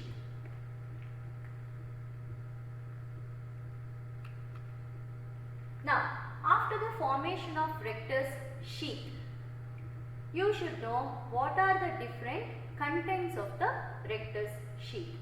So here you have got two muscles, two arteries, two veins and the 6 nerves. Okay. What are the two muscles? The two muscles are, one is already you have studied, that is rectus abdominis, and one more small muscle called pyramidalis. These are the two muscles, and the two arteries are superior epigastric artery and inferior epigastric artery. And the two veins are the same veins, that is superior epigastric vein and the inferior epigastric vein. And the 6 nerves are the lower 5 intercostal nerves and the subcostal nerve. Okay. So these are the contents of the rectus sheath. Two muscles, two arteries, two veins and the 6 nerves. Now, what is this? So you might have heard about or seen the 6-pack, 8-packs, all those things. So don't concentrate on the packs over here. Just concentrate on the muscle which is present in the on either side of the midline. So this muscle we are discussing. So this is called rectus abdominis. And laterally you can also see that these are the 3 muscles of the anterior abdominal wall. So this middle one, this is the rectus abdominis muscle. So now let's study what are the various attachments of the rectus abdominis muscle, nerve supply and the actions. So coming to the origin, the rectus abdominis muscle, it has 2 heads of origin. It has 2 heads for the origin. They are divided into the lateral head and the medial head. The lateral head, it takes origin from pubic tubercle and the pubic crest. See here, this is the hip bone and here there will be the pubic tubercle and the pubic crest. Okay. The lateral head, it takes origin from the pubic tubercle, which is present here and the pubic crest which is present here. Okay. This is the origin of the lateral head of the rectus abdominis. Whereas the medial head, it takes origin from anterior surface of the pubis. Okay. This is the lateral head. Okay, you can see the tendinous origin for the lateral head here, and also here this is the medial head is present here. Okay, here the medial head is present. Lateral head, what is the origin? It takes origin from pubic tubercle and the pubic crest, whereas the medial head, it takes origin from the anterior surface of the pubis. Then Why is it called rectus abdominis? Because it is a straight muscle. Okay, all the muscle fibers are arranged parallel to each other, and it is a muscle which is present in the abdomen. Hence, it is called rectus abdominis. How is it inserted? It is inserted by 4 slips. So, by 4 slips, it is inserted into the xiphoid process, 5th, 6th, and 7th costal cartilages. So here you can see that this is the rectus abdominis muscle. Here it's inserted into the xiphoid process and 5th, 6th and 7th costal cartilages by means of 4 slips. So here in this diagram also you can note that the insertion is into xiphoid process and then 5th, 6th and 7th costal cartilages. So totally how many slips of insertion? 1, 2, 3, 4. 4 slips of insertion. Okay. This is about the origin and the insertion of the rectus abdominis muscle. Then tendinous intersections. So what are these tendinous intersections which are present in the rectus abdominis? So if you observe the muscle, you can see that this rectus abdominis, it's a straight muscle, everything is correct. But here in the middle, there are some white colored structures you are seeing. What are these? These are nothing but the tendinous intersections which are present within the substance of the rectus abdominis. The function of this tendinous intersections is to provide strength to the rectus abdominis. Otherwise, since this rectus abdominis is a straight muscle, so it will have the difficulties of bowstringing or weakening of the muscle. In order to provide strength to this, the tendinous intersections are present, and at the level of tendinous intersections, it will be very difficult to detach the anterior wall of the rectus sheath from the rectus abdominis muscle. So, at what areas the tendinous intersections are present? The first region is nearly at the level of the xiphoid process. Okay, this is the first tendinous intersection. Next, you have got at the level of umbilicus. The third one is between the first, that is at the level of xiphoid process and the umbilicus, midway between xiphoid process and umbilicus. And in some individuals also, the fourth tendinous intersection is present below this umbilicus, that is at the level of midway between umbilicus and the pubic symphysis. This is the fourth one. When it is present, it is comparatively weaker compared to these 3 tendinous intersections. Okay.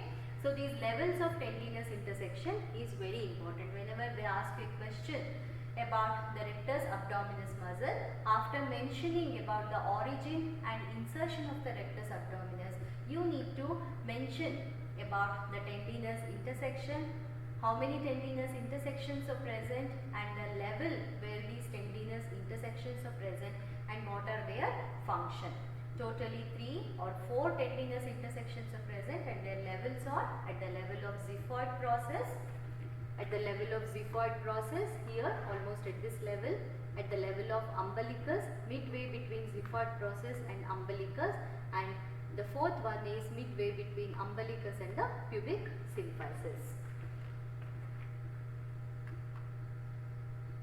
And these tendinous intersections, they give a very important clue regarding the segmental development of the rectus abdominis, and that is also proved by the segmental nerve supply of the rectus abdominis. Next is nerve supply. So what are the nerves which supply the rectus abdominis? The lower 5 intercostal and the subcostal nerves. They supply the rectus abdominis, and these nerves, they enter the muscle from lateral to the medial direction. Hence, during abdominal surgery, the muscle has to be retracted laterally to avoid injury to the nerves. This is a very important factor for the surgeons. Always they have to retract the rectus abdominis laterally in order to avoid injury to the nerves. What are the important actions of this rectus abdominis muscle? The important action is, one is it provides protection to the abdominal viscera which are present beneath it, and then it helps in the flexion of the vertebral column. It is a muscle which is present in the anterior abdominal wall. It helps in the flexion of the trunk or the vertebral column, and then it helps in compression of the abdominal cavity and maintains the intra-abdominal pressure during expulsive acts, okay, like coughing or during the labor and all. This action this muscle comes into action. It helps in the compression of abdominal cavity and also it maintains the intra-abdominal pressure, okay. This is in detail about the rectus abdominis muscle, just with one simple diagram showing all the tendinous intersections, the origin, insertion. You need to explain the rectus abdominis muscle. Applied anatomy. What is the applied anatomy of the rectus abdominis muscle? In the first, you need to know that divarication of recti. What do you mean by divarication of recti? So previously you have studied that this linea alba, which is present in the midline, it is formed by fusion of the aponeurosis of all the abdominal wall muscles. What happens sometimes due to weakening of this aponeurosis of the abdominal wall muscles, there will be laxity or the widening of the linea alba. When this linea alba widens, then what happens in cases of raised intra-abdominal pressure, which is caused by coughing, straining, etc., this linea alba, it will be projected, it widens and it produces an unsightly bulge like this, okay. It's a very unsightly bulge which is present exactly in the midline. This is called the divarication of the rectus abdominis muscle. What do you mean by RAM here? Means rectus abdominis muscle, okay. This is called divarication of the rectus abdominis muscle, and in which persons this divarication of recti is more common. It's more common in the multiparous women. What do you mean by multiparous? Those women which have the multiple childbirths, okay. In them the anterior abdominal wall muscles will be weakened and hence there will be divarication of the recti, which results in the bulging, okay. What is this bulging caused by? This is called as hernia. It might be caused by the intestine, okay, by the bulging of the intestine. There is one more terminology called epigastric hernia. So whenever there is weakened linea alba in the epigastric region, what happens? It results in again the formation of the hernia. So in this epigastric hernia, usually a pad of fat or a piece of greater omentum will be herniated. That is called epigastric hernia. So this you have to explain in detail, divarication of the recti, in which persons it is more common and why there is divarication of the recti occurs, and also what happens when there is divarication of the recti. The hernia also you need to mention. Next, what is this terminology? Tramp. What do you mean by tramp? You already know what is ramp. That is nothing but rectus abdominis muscle. What is this T? Extra T is nothing but it is the transverse rectus abdominis muscle. What do you mean by transverse rectus abdominis muscle? Transverse rectus abdominis muscle means here a segment, a transverse section of the rectus abdominis muscle will be taken, okay, along with the pedicle of the superior epigastric artery which is supplying that, okay. After it is taken, where is it used? It is used for grafting purposes in the reconstructive surgeries of the breast. You know that in the breast carcinoma, one of the surgical technique involved is called mastectomy. What do you mean by mastectomy? Mastectomy means removal of a part of the breast tissue. So So to fill that breast tissue or to reconstruct that breast tissue, this transverse rectus abdominis muscle graft is taken and it is filled over there. Okay, these are the important applied anatomies related to the rectus abdominis, divarication of recti, epigastric hernia, as well as the transverse rectus abdominis muscle used in the reconstruction of the mammary gland. Next, a small node on a tiny muscle called pyramidalis. You have already studied in the contents of the rectus sheath, two muscles are present, rectus abdominis and pyramidalis. So this pyramidalis muscle is usually rudimentary in human beings. Okay, it's a very small muscle. You can see here, this is a very small muscle which is present here in the lower part, and it is almost triangular in shape with the base directed inferiorly and the apex directed above. So what is the origin? It takes origin from the pubic crest and the pubic symphysis, same origin as that of rectus abdominis muscle. Where is it inserted? It is inserted into linea alba. So you can see here it is getting inserted into the linea alba midway between umbilicus and the pubic symphysis. It's inserted into linea alba. What is the action? It acts as a tensor of the linea alba. Nerve supply, it is supplied by subcostal nerve. This is a subcostal nerve which is supplying the pyramidalis. And pyramidalis may be present in only 20% of the individuals. Okay, not in all the cadavers you find pyramidalis. Only in very few cadavers you are bound to find this pyramidalis muscle, only 20%, and it may be absent on one or both sides. Okay, this is a short note about the pyramidalis muscle. Next, coming to the arteries which are present within the rectus sheath. So you have got two arteries within the rectus sheath. They are superior epigastric artery and inferior epigastric artery.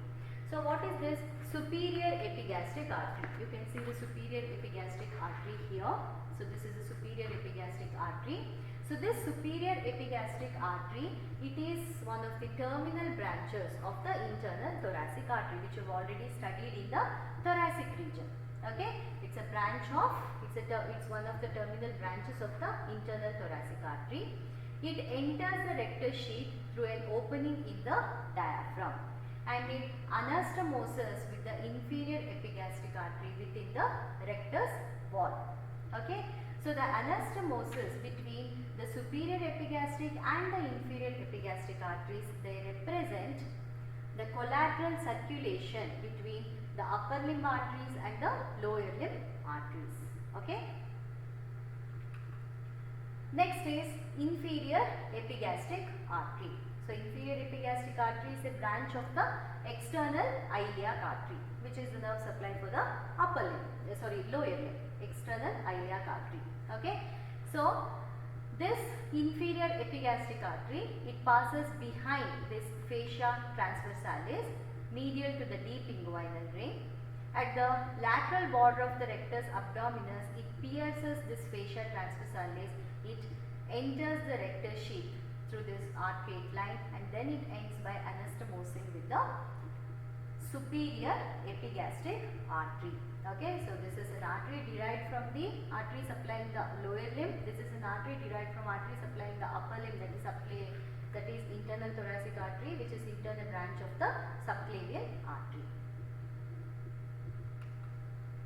Okay, in this you can see that this is the external iliac artery, and this is the inferior epigastric artery, which is anastomosing with the superior epigastric artery. Now, what are the various branches of the inferior epigastric artery? So the various branches are: number 1, cremasteric branch. So this cremasteric branch, it supplies the coverings of the spermatic cord, and then it gives pubic branches around the pubic symphysis which supply that particular area, and then peritoneal branches are given to the peritoneum. Then muscular branches are given by the inferior epigastric artery to supply the muscles of the anterior abdominal wall, mainly the rectus abdominis and the pyramidalis. And then it gives anastomotic branches to anastomose with the superior epigastric artery, and also it supplies the skin by providing cutaneous branches. Okay, this is in detail about the superior and the inferior epigastric artery. The veins, that is superior and the inferior epigastric artery, the course is same as that of the superior and the inferior epigastric veins. The course of the veins is same as that of the arteries. The superior epigastric vein, it drains into the thoracic vein, whereas the inferior epigastric vein drains into external ilia vein.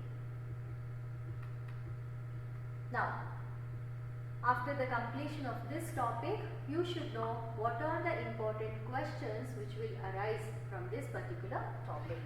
So, the main question, that's why I was stressing on the formation of the rectus sheath.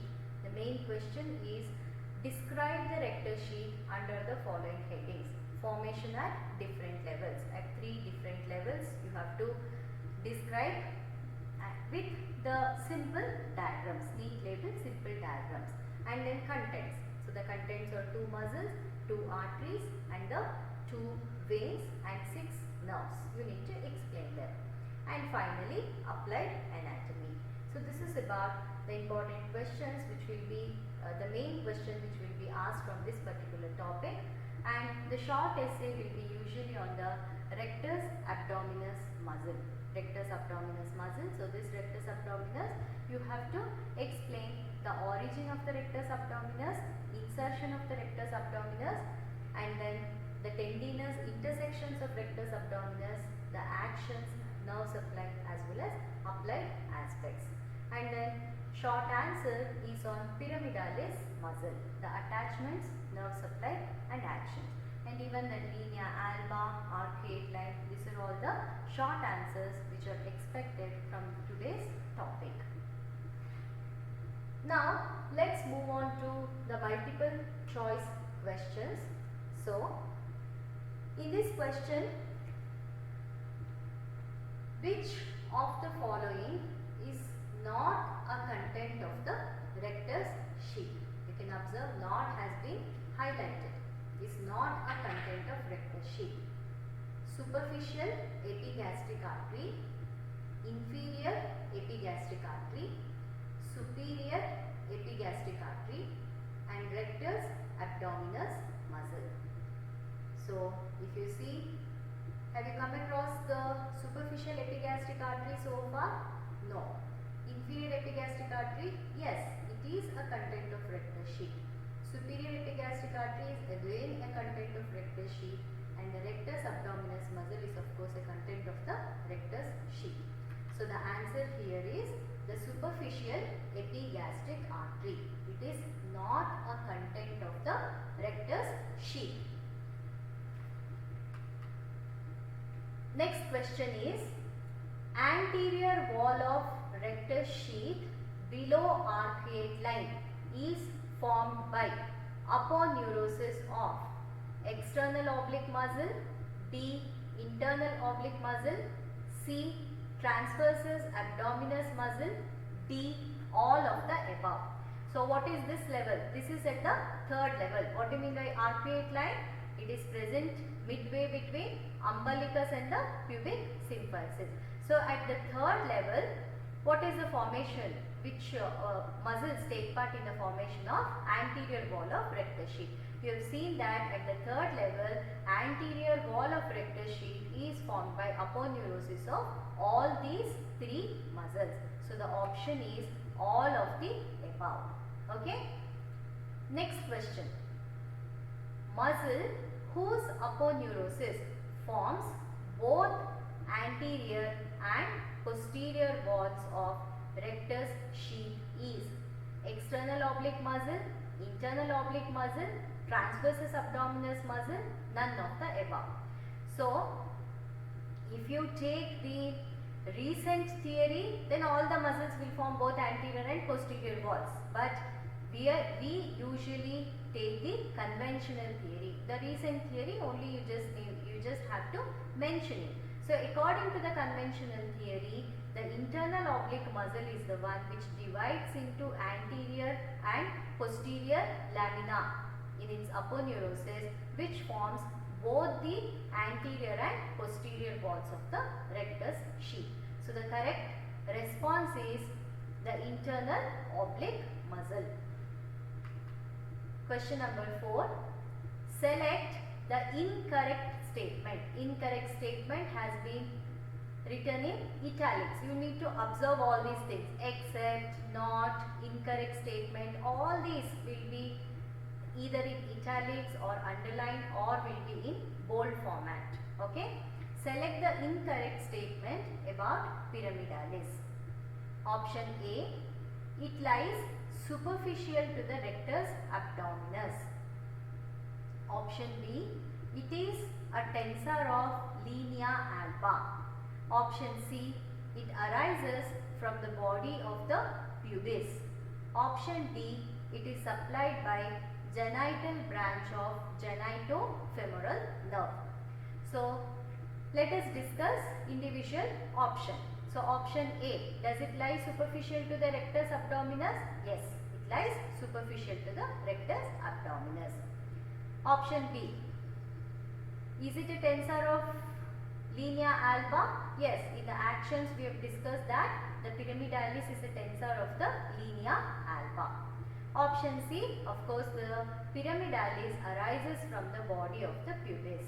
And option D, what is the nerve supply of pyramidalis? We have studied that the nerve supply of pyramidalis is by the subcostal nerve. So the correct option here is the incorrect statement about pyramidalis is it is supplied by genital branch of genitofemoral nerve. That is wrong. It is not supplied by genital branch of genitofemoral nerve. Instead, it is supplied by the subcostal nerve. So we have come to the end of today's session. So if you have any doubts, you please post it in the group. I'll give you 5 minutes time. Any doubts can be posted in the group. Thank you.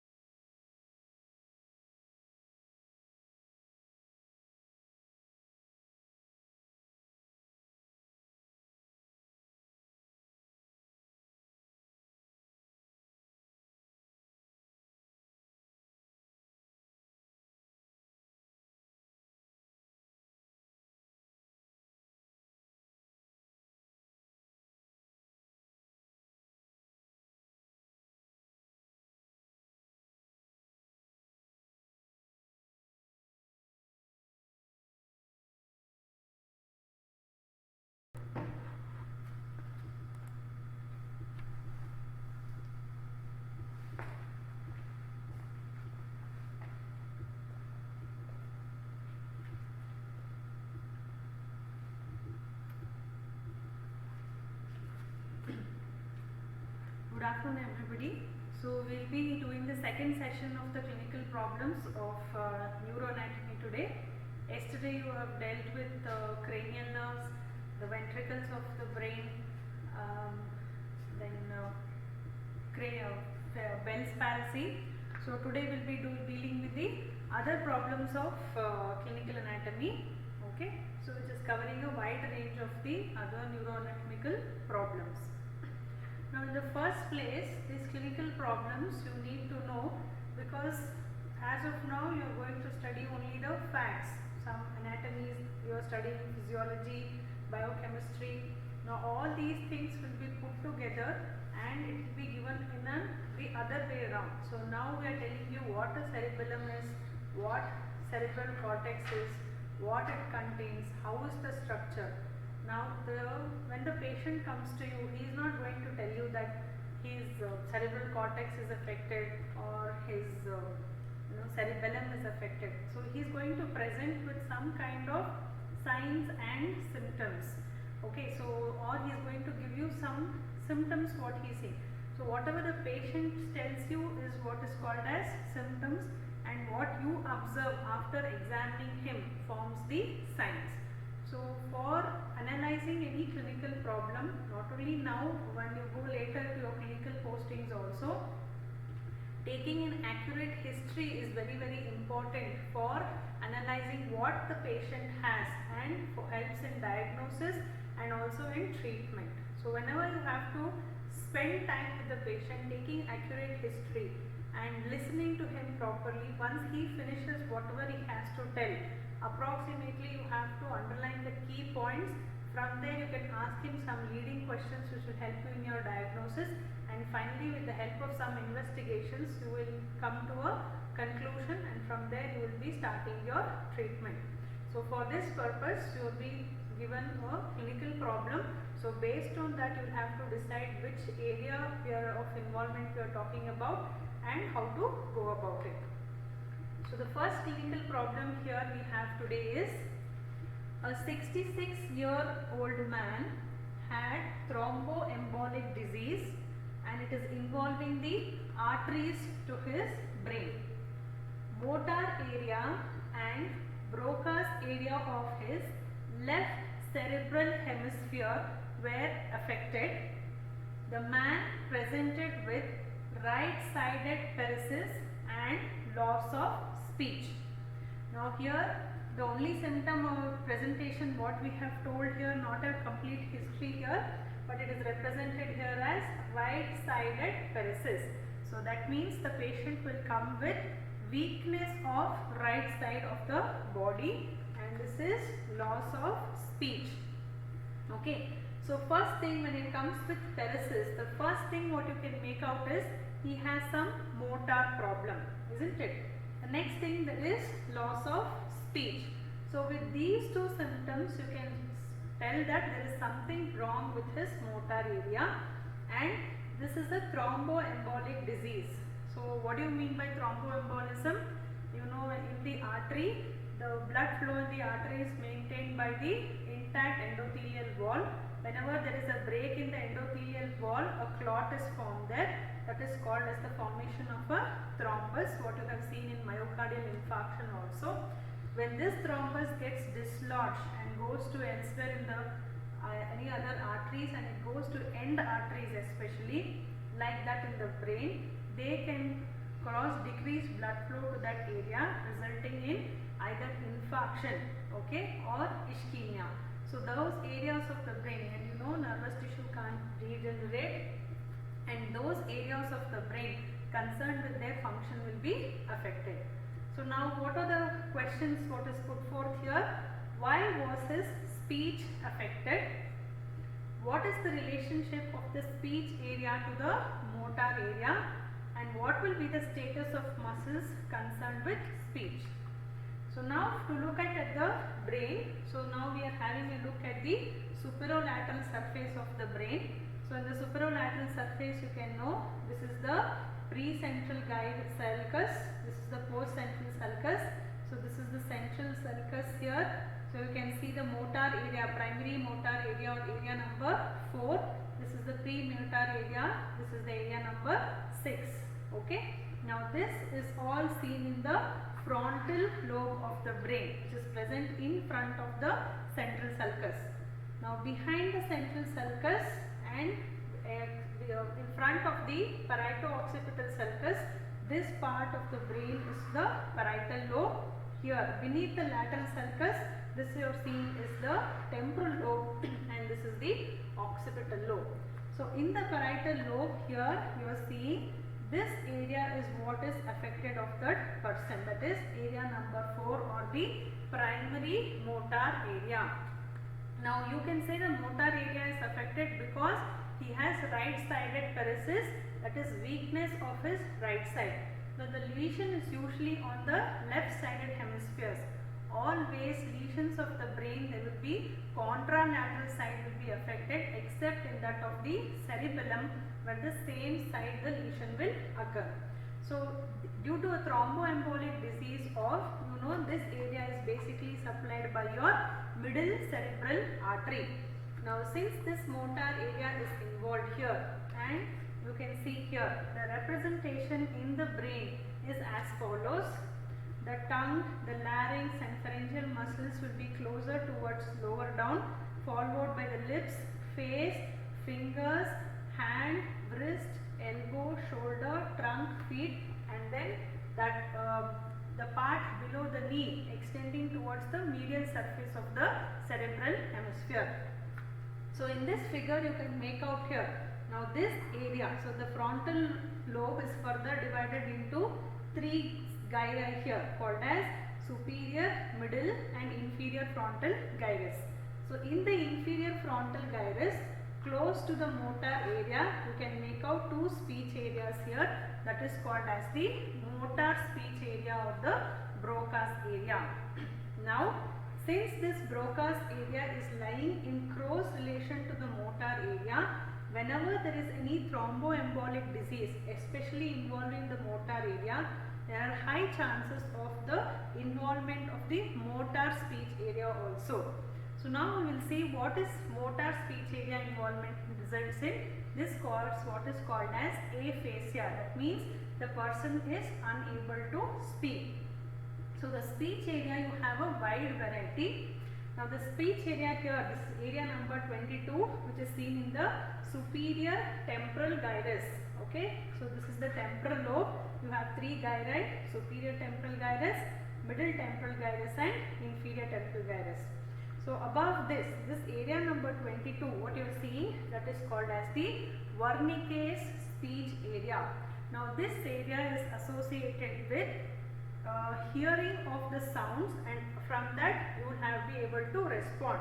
So whenever I ask you a question, you are able to hear the question and then appropriately respond to that question based on your hearing. So your speech or the answer what comes to you next is based on the association of this area number 22.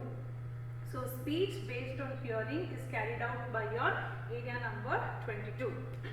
Now area number 39, here what you are seeing is the sensory speech area. This is based on recognition of words what you have learned. So you have learned the shape of an A, you have learned the shape of B, you have learned the shape in your own vernacular languages, be it Kannada, Hindi, Tamil, Telugu. You are able to identify the alphabets of that language, and hence the spoken language is coming. That visual stimulus is done through your area number 39. Your area number 40 is concerned with touch sensation. So even if you close your eyes, once you are able to feel whether it is a cube or a ball, you are able to vocalize that and tell that this is a ball because you have learned it that way. So this is done through your area number 40. Now all input which is received to area number 22, area number 39 and area number 40, that is the sensory part of the speech, is carried through the area number 44 and 45. So there will be an association fiber present here. So this will help in bringing out the speech, which will then in turn control the muscles of the speech, that is in your voice box, that is larynx and also in your tongue. So through the motor area, through the movements of the muscles of the tongue and the larynx, you will be able to speak. So that is what is done by your motor area. So usually the artery which is affected in this is your middle cerebral artery, which is a branch of your internal carotid artery. So you know that it runs in the lateral sulcus. So if this is affected here, what happens? So if area number 22 is affected, it results in what is called as word deafness. So the person, when you ask him, he is not able to understand what you are speaking, but his speech is proper. So I ask him a question, for example, what is your name? For you, he'll appear like a deaf person, as if he is not heard. Okay? But the thing is, he would have heard you, but he is not able to respond to it because he is not able to recognize those words. So that is called as word deafness. Suppose area number 39 is affected. So here the person is not able to, that is called as word blindness. The person is not able to recognize those letters or recognize those words what he has already learned through visual stimuli. If area number 40 is affected, then it results in a condition called as astereognosis. That means the person is not able to identify the shape or identify the object with the help of touch. So if you hand him a ball in his hand, if you ask him to close his eyes and hand him a ball into his hand, he will not be able to vocalize that it is a ball because that association is not occurring there. So he is not able to tell you that. Now this can also result in he may not be able to even write out that thing. So that will be called as alexia. Okay. So if the motor area is involved, then it results in aphasia. So the person he might be able to hear properly, he might be able to read properly, but he is not able to vocalize. So that speech is not coming. So that is the motor area affected, and that is called as aphasia. Now there can be another type of aphasia called as conduction aphasia. So we told there are association fibers connecting this sensory area to this motor area. So if those fibers are affected, then that results in what is called as conduction aphasia. That means the person is able to hear you properly, even see the objects, but there will be no understanding between what he is seeing and what he is hearing and what he is responding. So you may ask some question and he is responding something else. His grammar, everything will be normal, but it does not indicate. So if you ask him what is your name, he may talk about some place. So there is conduction aphasia. That means the association between the sensory and the motor area is lost. So similarly, anywhere in the brain, whether it is the superolateral surface, whether it is the medial surface, depending upon which artery is involved. Okay, so here you are seeing the brain, that is the superolateral surface, and this is the medial surface. So three main arteries are going to supply your brain. That is your anterior cerebral artery and middle cerebral artery. Both are branches of internal carotid artery, and posterior cerebral artery is the terminal branch of your basilar artery. So the area of supply also you can see on the superolateral surface is mainly by your middle cerebral artery and slightly by posterior cerebral and anterior cerebral.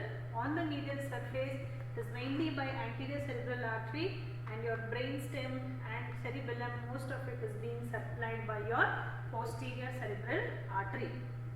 So depending upon which artery is involved in the thromboembolic mechanism and that area of supply, those kind of signs and symptoms you are going to visualize. So suppose if the anterior cerebral artery was involved, so if there was this area was involved, so there may not be any much of motor symptoms since the anterior cerebral artery is involved, but maturation may be affected, defecation may be affected because it is usually seen in the paracentral lobule, and also there may be motor symptoms below his knee because that is also seen here in the medial surface of the cerebral hemisphere. Okay, so depending upon which artery is involved, and from that you also know in blood supply of brain you have studied various kind of branches like cortical branches, striate branches, which artery is involved, that a functional area will be affected. So in this person what we are talking about today, it most likely for him the middle cerebral artery is involved because he is showing signs and symptoms of motor area involvement and also Broca's area involvement. So motor speech area is also called as the Broca's area. Since these two areas are involved, that signs and symptoms are there, the most likely artery to be involved is your middle cerebral artery. So the speech was affected because the Broca's area on the dominant hemisphere was involved. Now speech is a function of the dominant hemisphere. So usually the left hemisphere is the dominant hemisphere in right-handed individuals or most people. So the dominant hemisphere is involved, hence the speech was affected. Then what is the relationship of the speech area to the motor area? So the motor area and motor speech area are situated in close proximity to one another. So the motor speech area is on the inferior frontal gyrus. So this area is located inferior to but in close proximity to the motor area, especially to that part. So it is the motor homunculus, what you can see, associated with the muscles of tongue, larynx and face. That is where the programming for vocalization is occurring, and hence you can see. Now what happens to the status of the muscles concerned with the speech? Now the muscles of speech are usually concerned, that is the muscles of tongue are controlled by your hypoglossal nerve and also the larynx by your vagus or recurrent laryngeal nerve. But since this is a thromboembolic disease, this is usually a upper motor neuron type of disease, and hence the muscles will not be paralyzed, they will be just weakened there. Okay, so the muscles are not paralyzed here. So the muscles will be spared. There might be disuse atrophy, but the muscles are usually spared in an upper motor neuron type of paralysis. So this was the functional area. So any clinical problem with respect to any area, any functional area of the brain can be given. You can also have the sensory involvement along with speech, or you can have auditory area involvement, or you can have visual area involvement. So based on that, which artery is involved will be asked, or you will be given a clue as to what artery will be involved. So that was about your first clinical problem. Now going on to the second one. Here you are seeing a 57-year-old executive officer with a history of hypertension developed paralysis in the left side of his body. He was taken to the nearby neurocenter, where on examination the neurosurgeon found increased muscle tone, increased tendon reflexes and positive Babinski sign on the affected side. The sensory examination revealed altered sensations on the affected side. The CT scan of his head revealed a small lesion in his right cerebral hemisphere in the region of the internal capsule. So what are the points you should make here important is, so in the history you can make out hypertension is one of the key factors, then paralysis in the left side of his body. What are the signs we are seeing? Increased tendon reflexes, increased muscle tone, that is hypertonia, positive Babinski sign, and also there is sensory loss. So what you can observe here is, from this both motor system and sensory system has been affected here, and since it is involving both the entire body, okay, should be a very. So what are the questions here? What did the executive officer suffer from? So what is this condition? So this will be called as a cerebral stroke. Okay.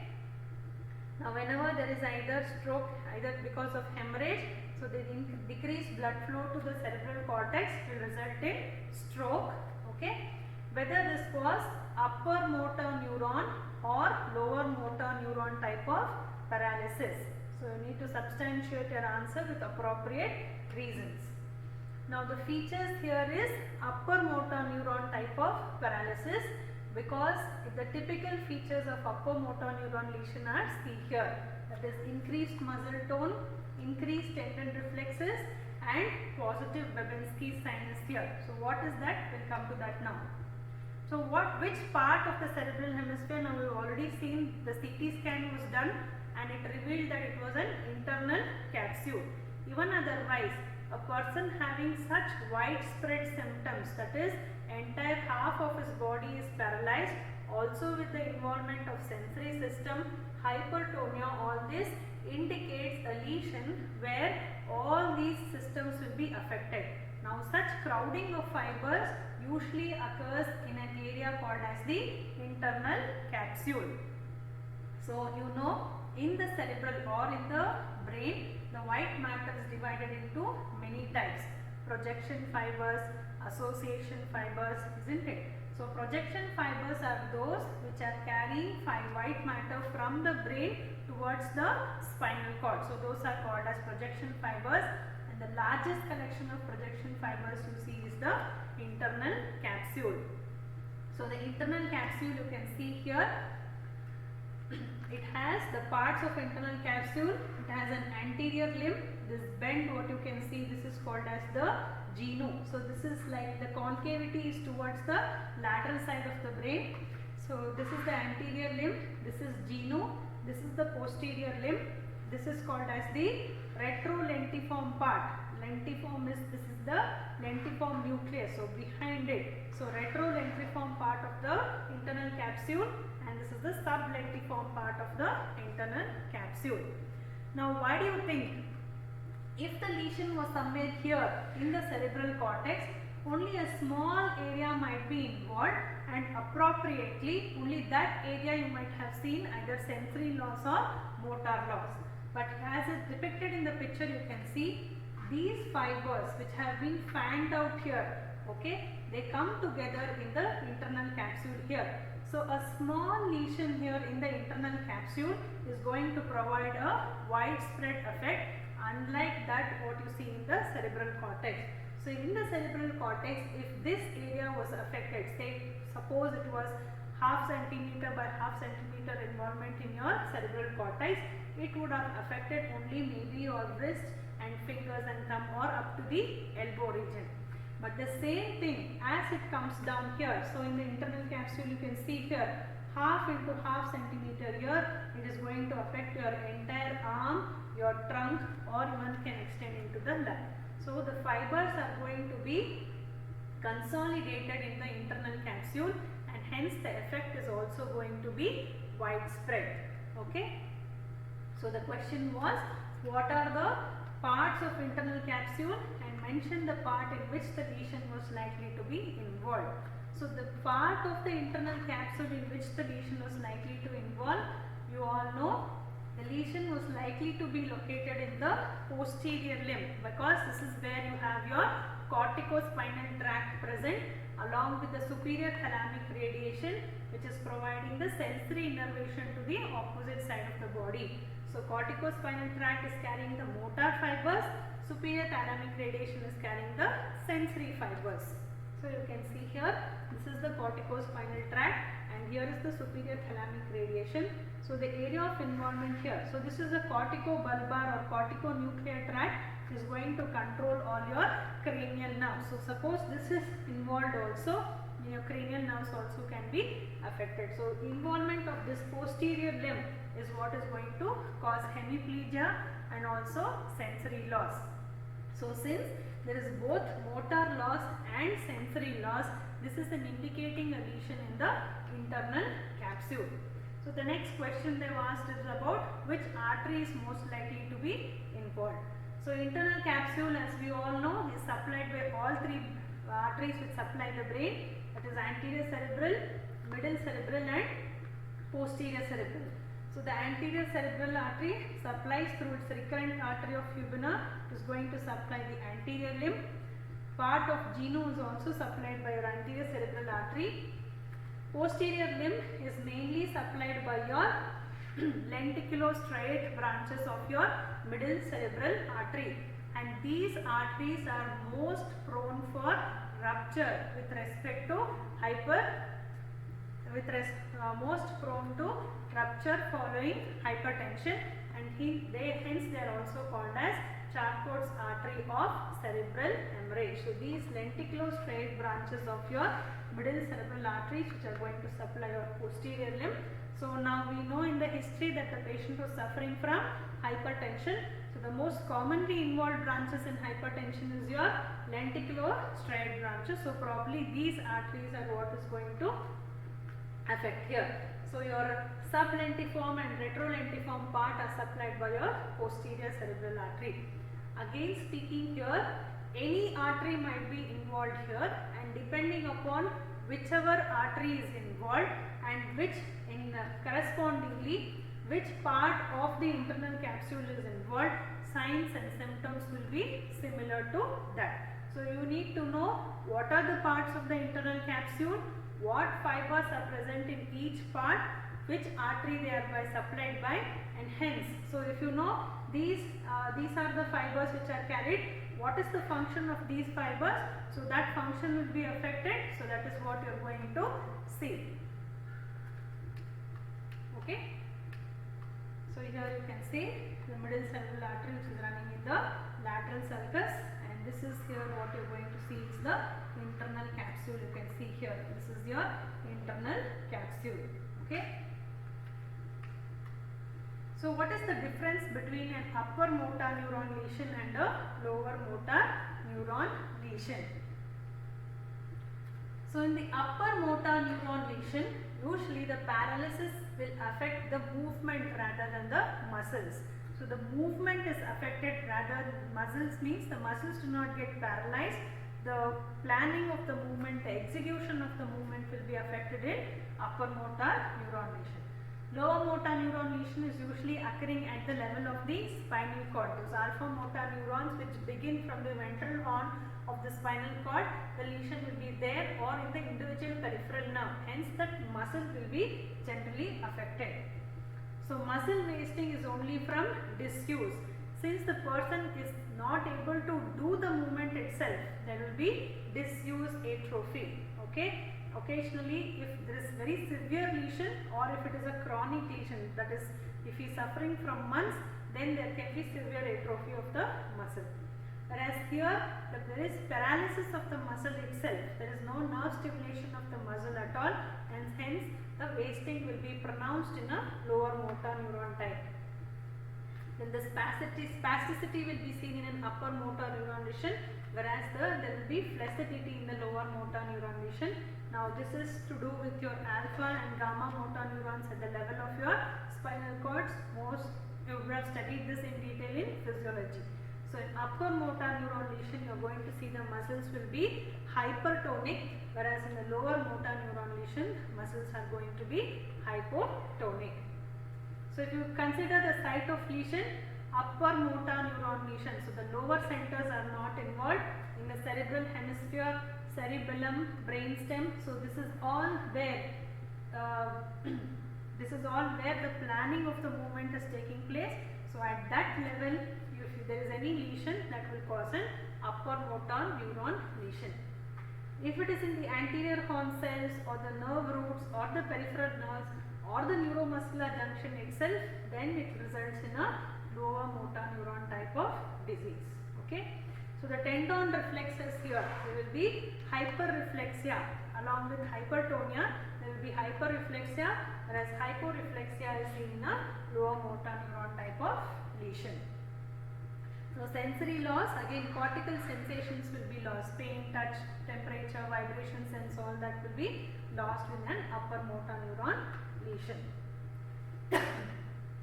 So what is the difference between hemiplegia and hemiparesis? Plegia is complete paralysis of the muscle, whereas paresis will be, there will be weakness of the muscle. So in hemiplegia, there will be loss of sensation because the sensory system is involved. There will be loss of motor function, involvement of motor system, speech and associated problems. Depending upon the area of involvement, cranial nerve involvement, there will be speech affected, facial nerve is affected, you are seeing as is seen in this picture. Okay, there can be different associated problems depending upon the area or the fibers involvement. So what is Babinski's sign? So whenever if you scratch the lower surface, the sole of your foot on the outer surface, if you give a scratch here, usual response is flexion of your toes. But what happens in an upper motor neuron lesion is the inhibitory effect will be lost, and hence there will be opposite, that is dorsiflexion and fanning of the toes will be seen. Now this is one of the earliest clinical signs which can be seen in a hemiplegic patient. So this is the Babinski's sign. So if this is seen, this is the normal response. If this is seen, this is called as Babinski's sign positive. Okay, so in the first two clinical problems, we have dealt with the cerebral hemisphere, we have dealt the blood supply of them and the area of involvement depending upon functional area, localized lesion if it is seen in the cerebral hemisphere, and a more generalized effect will be seen if the internal capsule is involved. Now going to the next one. A 55-year-old man went to his family physician and complained that for the past few days he has been having difficulty in walking. He also noted that when he walks, his left arm remains flat and his left leg remains extended. Further, he has to swing his left limb outwards to avoid dragging the foot on the ground. His physician referred him to a neurologist. On examination, the neurologist found that there was no signs of facial palsy, but there was deviation of tongue to the right side on protrusion. There was also atrophy of the trunk on the right side, and there was loss of position and vibration sense on the left side. Now what is the condition affected? So first thing you should make out here again, he has some motor symptoms, that is difficulty in walking, his movements are affected here. So basically he is giving only a motor symptom here. But on examination you can make out there is no signs of facial palsy. Now this is one of the signs which will help you to differentiate from a higher lesion from a brainstem lesion. The facial palsy is not involved here. So the corticonuclear fibers are not involved. But there is deviation of tongue to the right side. So that is indicating there is something wrong with the tongue muscles, and as you know, the tongue muscles are controlled by your 12th cranial nerve or your hypoglossal nerve. There is also atrophy of the tongue on the right side and loss of position sense and vibration sense. So along with his motor system, even though he was not able to give any history regarding that, there was loss of position and vibration sense. Now this can be affected, see, he is swinging his left limb outwards to avoid dragging. So when he is going to place the foot on his ground, he is not getting the position sense, so that dragging can be seen. So sensory system is affected, motor system is affected, and there is some involvement of the cranial nerve. Now since the tongue muscles are involved, this is the 12th cranial nerve, and where is the 12th cranial nerve nucleus present? This is seen in the medulla. Hence this indicates that this is a brainstem lesion. So involvement of a cranial nerve along with either motor system or sensory involvement indicates the lesion to be in a brainstem. So what is the condition affecting this patient? This patient is called as medial medullary syndrome. So what is the area of involvement? So you can see this is the cross section of the medulla we are seeing here. So in the midline, where it is opened up near the inferior cerebellar peduncle, you can see this medulla can be divided into three zones here: a medial zone, intermediate zone, and the lateral zone. In the medial zone, closer to the midline, you have the hypoglossal nucleus, you have the medial longitudinal fasciculus, the tectospinal tract, the medial lemniscus, and the corticospinal tract. So this bulging what forms the pyramid On capping over that you have is the arcuate nucleus. So this is the corticospinal tract what you are seeing here.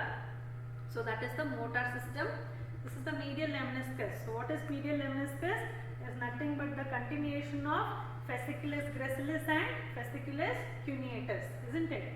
So hypoglossal nucleus. What other things you see here in this medulla? Dorsal nucleus you are seeing here, vestibular nuclei, inferior cerebellar peduncle, spinal nucleus and tract of trigeminal nerve, and here we will also see, not seen in this picture, but here also you will have spinal lemniscus, okay, that is carrying pain and temperature sensation, and here nucleus ambiguous which represents the muscles of pharynx, larynx, 9th, 10th and 11th cranial nerves. So in this syndrome, whatever this patient has is called as medial medullary syndrome. That means this part of the medulla, that is paramedian area, this region is affected. So all these structures will be ischemic or infarcted. So it is going to affect the hypoglossal nucleus. So in turn, it is going to affect the tongue muscles. That is one of the symptoms. You can see there was loss of position sense and vibration, that is carried by your gracilis and cuneatus, that is medial lemniscus, and affecting the motor system. So corticospinal tract got affected. So by this, because of involvement of the hypoglossal nucleus, this is giving a clue that this lesion is in the brainstem. Both sensory involvement, both motor involvement of there. Now you can see the contradicting feature here. In the earlier lesions what we spoke about in the cerebral cortex or in the internal capsule, there was no cranial nerve involvement, but here cranial nerve involvement in the form of hypoglossal nucleus is seen. So this type of thing is called as medial medullary syndrome, and this usually occurs due to the occlusion of anterior spinal artery and its paramedian branches. So the signs and symptoms will be according to whatever structures are involved, that is your hypoglossal nerve, corticospinal tract and medial lemniscus. Okay. So this is what is called as alternating hemiplegia. So what do you mean by alternating hemiplegia? There is a combination of ipsilateral and contralateral motor loss. So the ipsilateral motor loss was with the tongue muscles. So if you go back to the history, you can see here he had difficulty in warming. Motor system affected was the left side, whereas on the tongue the protrusion was towards the right side. Okay. So ipsilateral and contralateral motor loss. So unilateral lesion of ventral part of the brainstem involving any of the following cranial nerves. So it can be either in the midbrain or in the pons or in the medulla as they emerge to the ventral aspect of the brainstem. So this will result in ipsilateral motor neuron paralysis due to the injury to the same nerve. So third cranial nerve in the midbrain, 6th cranial nerve in the pons, or 12th cranial nerve involvement in the medulla.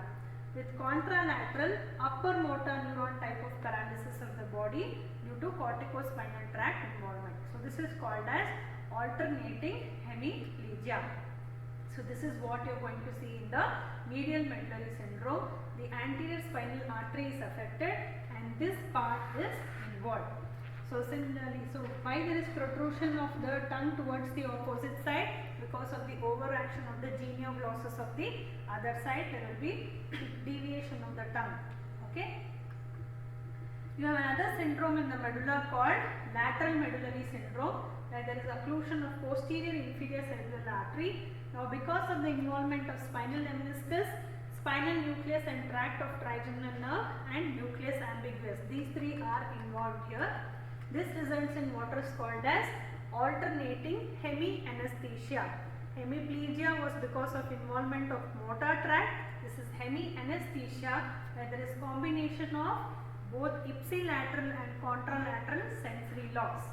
So it is a lesion of posterior inferior cerebellar artery. So it is also called as lateral medullary syndrome or Wallenberg syndrome. Because it involves the spinal lemniscus, it is going to cause contralateral loss of pain and temperature from the body. And because of the involvement of spinal nucleus and tract of trigeminal nerve, it It causes ipsilateral loss of pain and temperature from the face and forehead. Due to the involvement of nucleus ambiguous, there will be paralysis of the muscles of larynx, soft palate and pharynx, representing the 9th and 10th cranial nerves. So now this lesion in the brainstem can be about anything, either it can be about the pons also with respective cranial nerve involvement, and respective corticospinal tract is ascending higher up. So any of this involvement with any part of the brainstem can be seen either with the pons or with the medulla also, or with the midbrain also. So you should be prepared for that. So here we are representing two syndromes, medial medullary syndrome and lateral medullary syndrome. Medial medullary syndrome alternating hemiplegia with involvement of hypoglossal nerve, and lateral medullary syndrome alternating hemianesthesia with involvement of the 5th cranial nerve. Coming to the next question. So a 45-year-old person visited his family physician and complained that he noticed clumsiness on his right hand. The symptoms had started 3 months back, but now they were getting worse day by day. He also noticed tremors when he wrote, which disappeared as he stopped writing. He also told that he tends to sway towards the right side while walking. He was referred to a neurologist who on examination found hypotonia of the muscles on the right side. When asked to walk along a straight line on the floor, he swayed over to the right side, and when he was asked to touch the tip of his nose with his right index finger, the finger started tremoring as it was nearing the nose and overshot the target. When he was asked to perform rapidly alternating movements, opposite movements like supination and pronation, he could not do so. The MRI of skull revealed a large tumor in his right cerebellar hemisphere. So here, what are the symptoms you can link? All symptoms what you are seeing are referring to motor symptoms only. So what you are seeing here, clumsiness, then tremors, involuntary movements are called tremors. What you should know, disappeared as he stopped writing. So this is what is called as intentional tremors. He was tending to sway, so he is losing his balance here. Okay, then you can see there is hypotonia of the muscles, unable to walk on a straight line. Okay, touching the tip of the nose. So all these are signs and symptoms what the patient has presented. So now it is already said that the lesion was in the cerebellum. So what are the 3 morphological subdivisions of the cerebellum, and what's the primary function of each one of them? So we've already seen 3 morphological subdivisions are archicerebellum, paleocerebellum and neocerebellum. Maintenance of equilibrium is the primary function of archicerebellum through nuclear vestigi. Regulation of muscle tone, posture of trunk and limbs is the primary function of paleocerebellum or also the spinal cerebellum. Whereas smooth performance of fine voluntary movements, the planning and effective of motor function is by your neocerebellum or the corticopontine cerebellum. So what are the signs and symptoms you can see? So you can see the signs and symptoms as intentional tremors, ataxia and dysenergia. So all you can see different lesions here. So ataxia is incoordination between various muscles or muscle groups leading to inability in standing. So this results in the body to sway. So loss of balance is there. There is interruption of the afferent pathways also. Afferent pathways means, see, for the balance to be maintained you require sensory input, and that has to be corrected in your cerebellum. Since that is also lost, it leads to ataxia. Asynergia means lack of coordination between muscles causing deficiency, purposeful movements. So buttoning your shirt, writing down something, picking up a tumbler of water. So all these are purposeful movements, and there is incoordination when they are doing these movements. So the patient attempts to do something but is unable to do so. Tremors occur, so that is called as intentional tremors. Dysarthria, because of lack of coordination, there will be inability of speech muscles. This will result in slurred speech, which is called as dysarthria. Okay, so intentional tremors you can see. Dysdiadochokinesis, performing rapid alternating movements, is unable to do so. So this was also seen as one of the symptoms. Nystagmus, the extraocular muscle movement is not controlled, resulting in oscillatory movements of the eyeball. So nystagmus. Hypotonia is seen. Okay, and diminished reflexes. So all these are signs and symptoms of your cerebellar ataxia. So you can see the person will walk with a wide gait. Okay, there will be wide gait, and whenever he is walking also, he tends to sway towards the affected side. There is loss of balance. Okay, so if you ask the person, you hold your finger like this, ask him to point. The first thing, as he begins the movement, there will be tremor, and he will not able to touch your finger. Either he will go to the right side or to the left side, or he will overshoot that. Dysdiadochokinesis, he will not be able to do so. Dysmetria, is not able to judge the distance, so he might knock down the tumbler here. Another effect, rebound phenomenon, inability between agonist and antagonist muscles.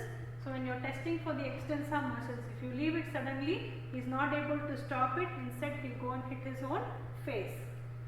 And nystagmus is there. So all these are signs and symptoms of your cerebellum. So usually it can be either due to trauma or injury, a vascular event. Artery usually affected is your posterior cerebellar artery. So the next problem we come to here is a 45-year-old patient was admitted in the neurology ward with complaints of loss of sensation on the left side of his body. After a few days, the patient started improving, and there was an evidence of return of sensation on the affected side. Both the treating doctors and relations were very happy. Few days later, he suddenly started complaining of agonizing pain in his left arm and leg. The pain would start spontaneously or may be initiated by the light touch of even the bed sheet or even by light exposure to cold. The pain failed to respond even to powerful analgesics. He was diagnosed as a case of thalamic syndrome. So what is the thalamus? Whatever you see here. Okay. So the thalamus, as you all know, it is a mass of grey matter which lies within the white matter just above the brainstem and is separated from that by the subthalamus. What is the main function? It is acting as a sensory relay station. All sensations which are through your body, pain, touch, temperature, position sense, vibration sense, everything is relayed into the thalamus for all sensory pathways except for your olfactory tract, which directly gets relayed onto the cortex, frontal cortex. Now they have asked you the different nuclei. So now this is the thalamus, what you are seeing here. You can see the thalamus was located to the medial side of the internal capsule. Now within the thalamus you have this white matter called as the internal medullary lamina. This will be Y-shaped. So this will divide the thalamus into different groups of nuclei. You have an anterior nuclei, medial nuclei and lateral nuclei. So along in this lateral group of nuclei, it is further divided into ventral anterior, ventral intermediate and ventral posterior. In the ventral posterior, you further have ventral posteromedial and ventral posterolateral. So now with respect to whatever case we are dealing with today here now ventral posterolateral nucleus is where all your primary somatosensory, that is area number 312, that is postcentral gyrus, will be relay station here. So that is the affected nucleus what we are talking about in this case. Whereas trigeminal nuclei gets reflected onto the ventropostal medial nucleus. Okay. So the ventral tier of thalamic nuclei include ventral anterior, ventral lateral or intermediate and ventral ventral posterior. Ventral posterior is further divided into ventral posterolateral and ventroposteral medial. So the nucleus of involvement in our patient here is ventral posterolateral nucleus, because sensations were lost, pain and temperature sensation was altered, sensation was seen here. So what do you mean by thalamic syndrome? Overreaction to the sensation of pain, touch and temperature, which is relayed in your ventral posterolateral nucleus. This usually occurs when the patient is recovering from a thalamic infarct following a vascular lesion of the thalamus. So what happens here? The threshold for the sensations will be raised. Okay. So there might be an initial recovery. After that, the sensations will get perverted or exaggerated and will represent in disagreeable forms. For example, a small pinprick, okay, will result in intolerable burning pain. A pleasant music may appear to be something of annoyance.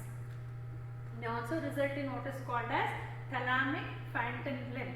Okay, one part of the limb may appear to be absent, or you may not be able to feel the sensations of that part of the limb itself. That is called as thalamic phantom limb. Suppose if the fibers which are, that is the ventral part of the nucleus is involved, it can result in intentional tremors or chorioorthoid movements if the projection fibers from the basal ganglion or from the cerebellum to the ventral anterior and ventral lateral nucleus is affected. So here in this patient, it was mainly sensory involvement with increased threshold and disagreeable forms. Even with light touch, there was severe sensation not responding to analgesic. So this results in a thalamic syndrome.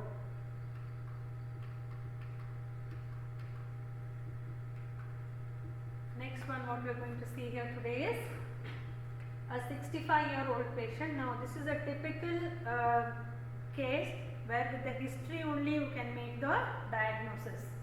The 65 is something like even your cerebellar ataxia. History itself is sufficient for you to make the diagnosis. Even in thalamic syndrome, cerebellar ataxia and what we are going to deal now. That's why history taking is very, very important. Hence, learning of the local vernacular language. Otherwise, usually the patient is going to explain his symptoms in his own language.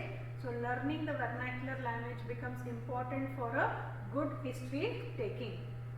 So, a 65-year-old patient presented with resting tremors of the hands, mask-like faces, shuffling gait. A careful examination by a neurologist revealed increased muscle tone and cogwheel type of rigidity of the joints. The patient had a stooped posture and his speech was slurred. It was also observed that he lacked associated movements, that is, there is no swinging of arms during walking. A clinical diagnosis of Parkinsonism was made. So, what is the anatomical basis, what is the neurotransmitter involved, and what are the clinical features? So, Parkinsonism occurs due to the degeneration of substantionigral or nigrostriatal pathway. Okay. Now, you can see here are some subcortical masses of grey matter which are present beneath the cortex, and this is called as the basal ganglion. This consists of medially the caudate nucleus and laterally what is called as the lentiform nucleus. Lentiform nucleus is further divided into putamen and globus pallidus. Caudate nucleus and putamen forms what is called as the striatum, and globus pallidus forms what is called as the pallidum. That is what forms the output final efferent pathway from there. Okay.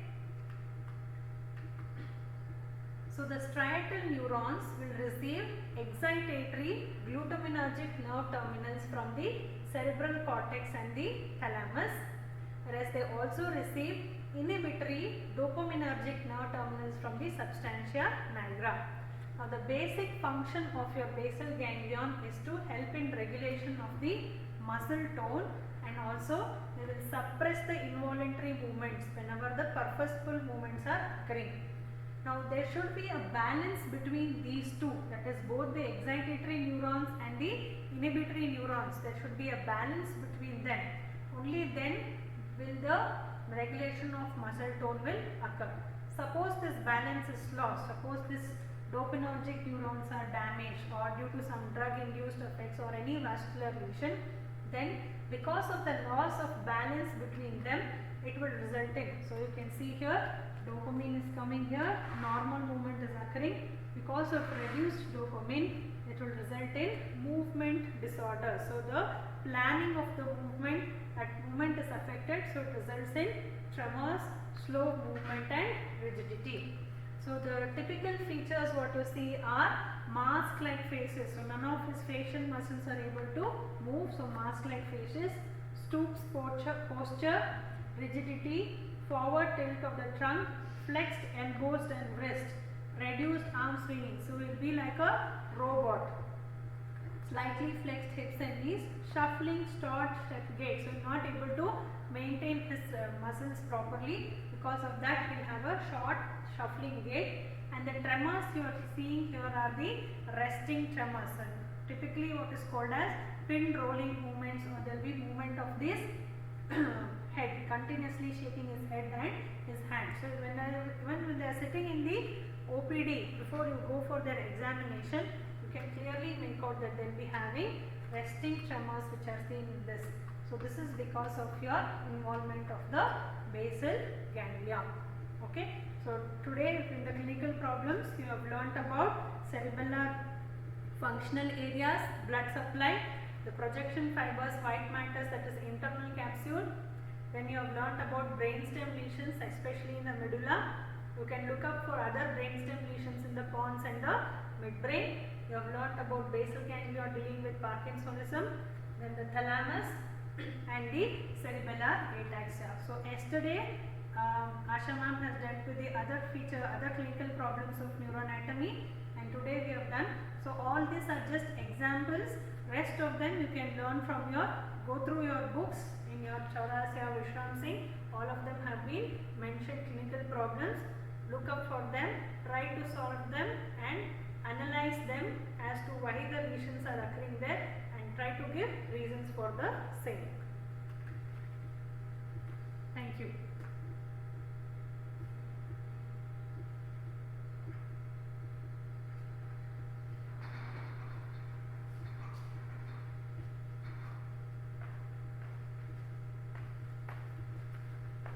So look out for all the clinical anatomical problems present in your book.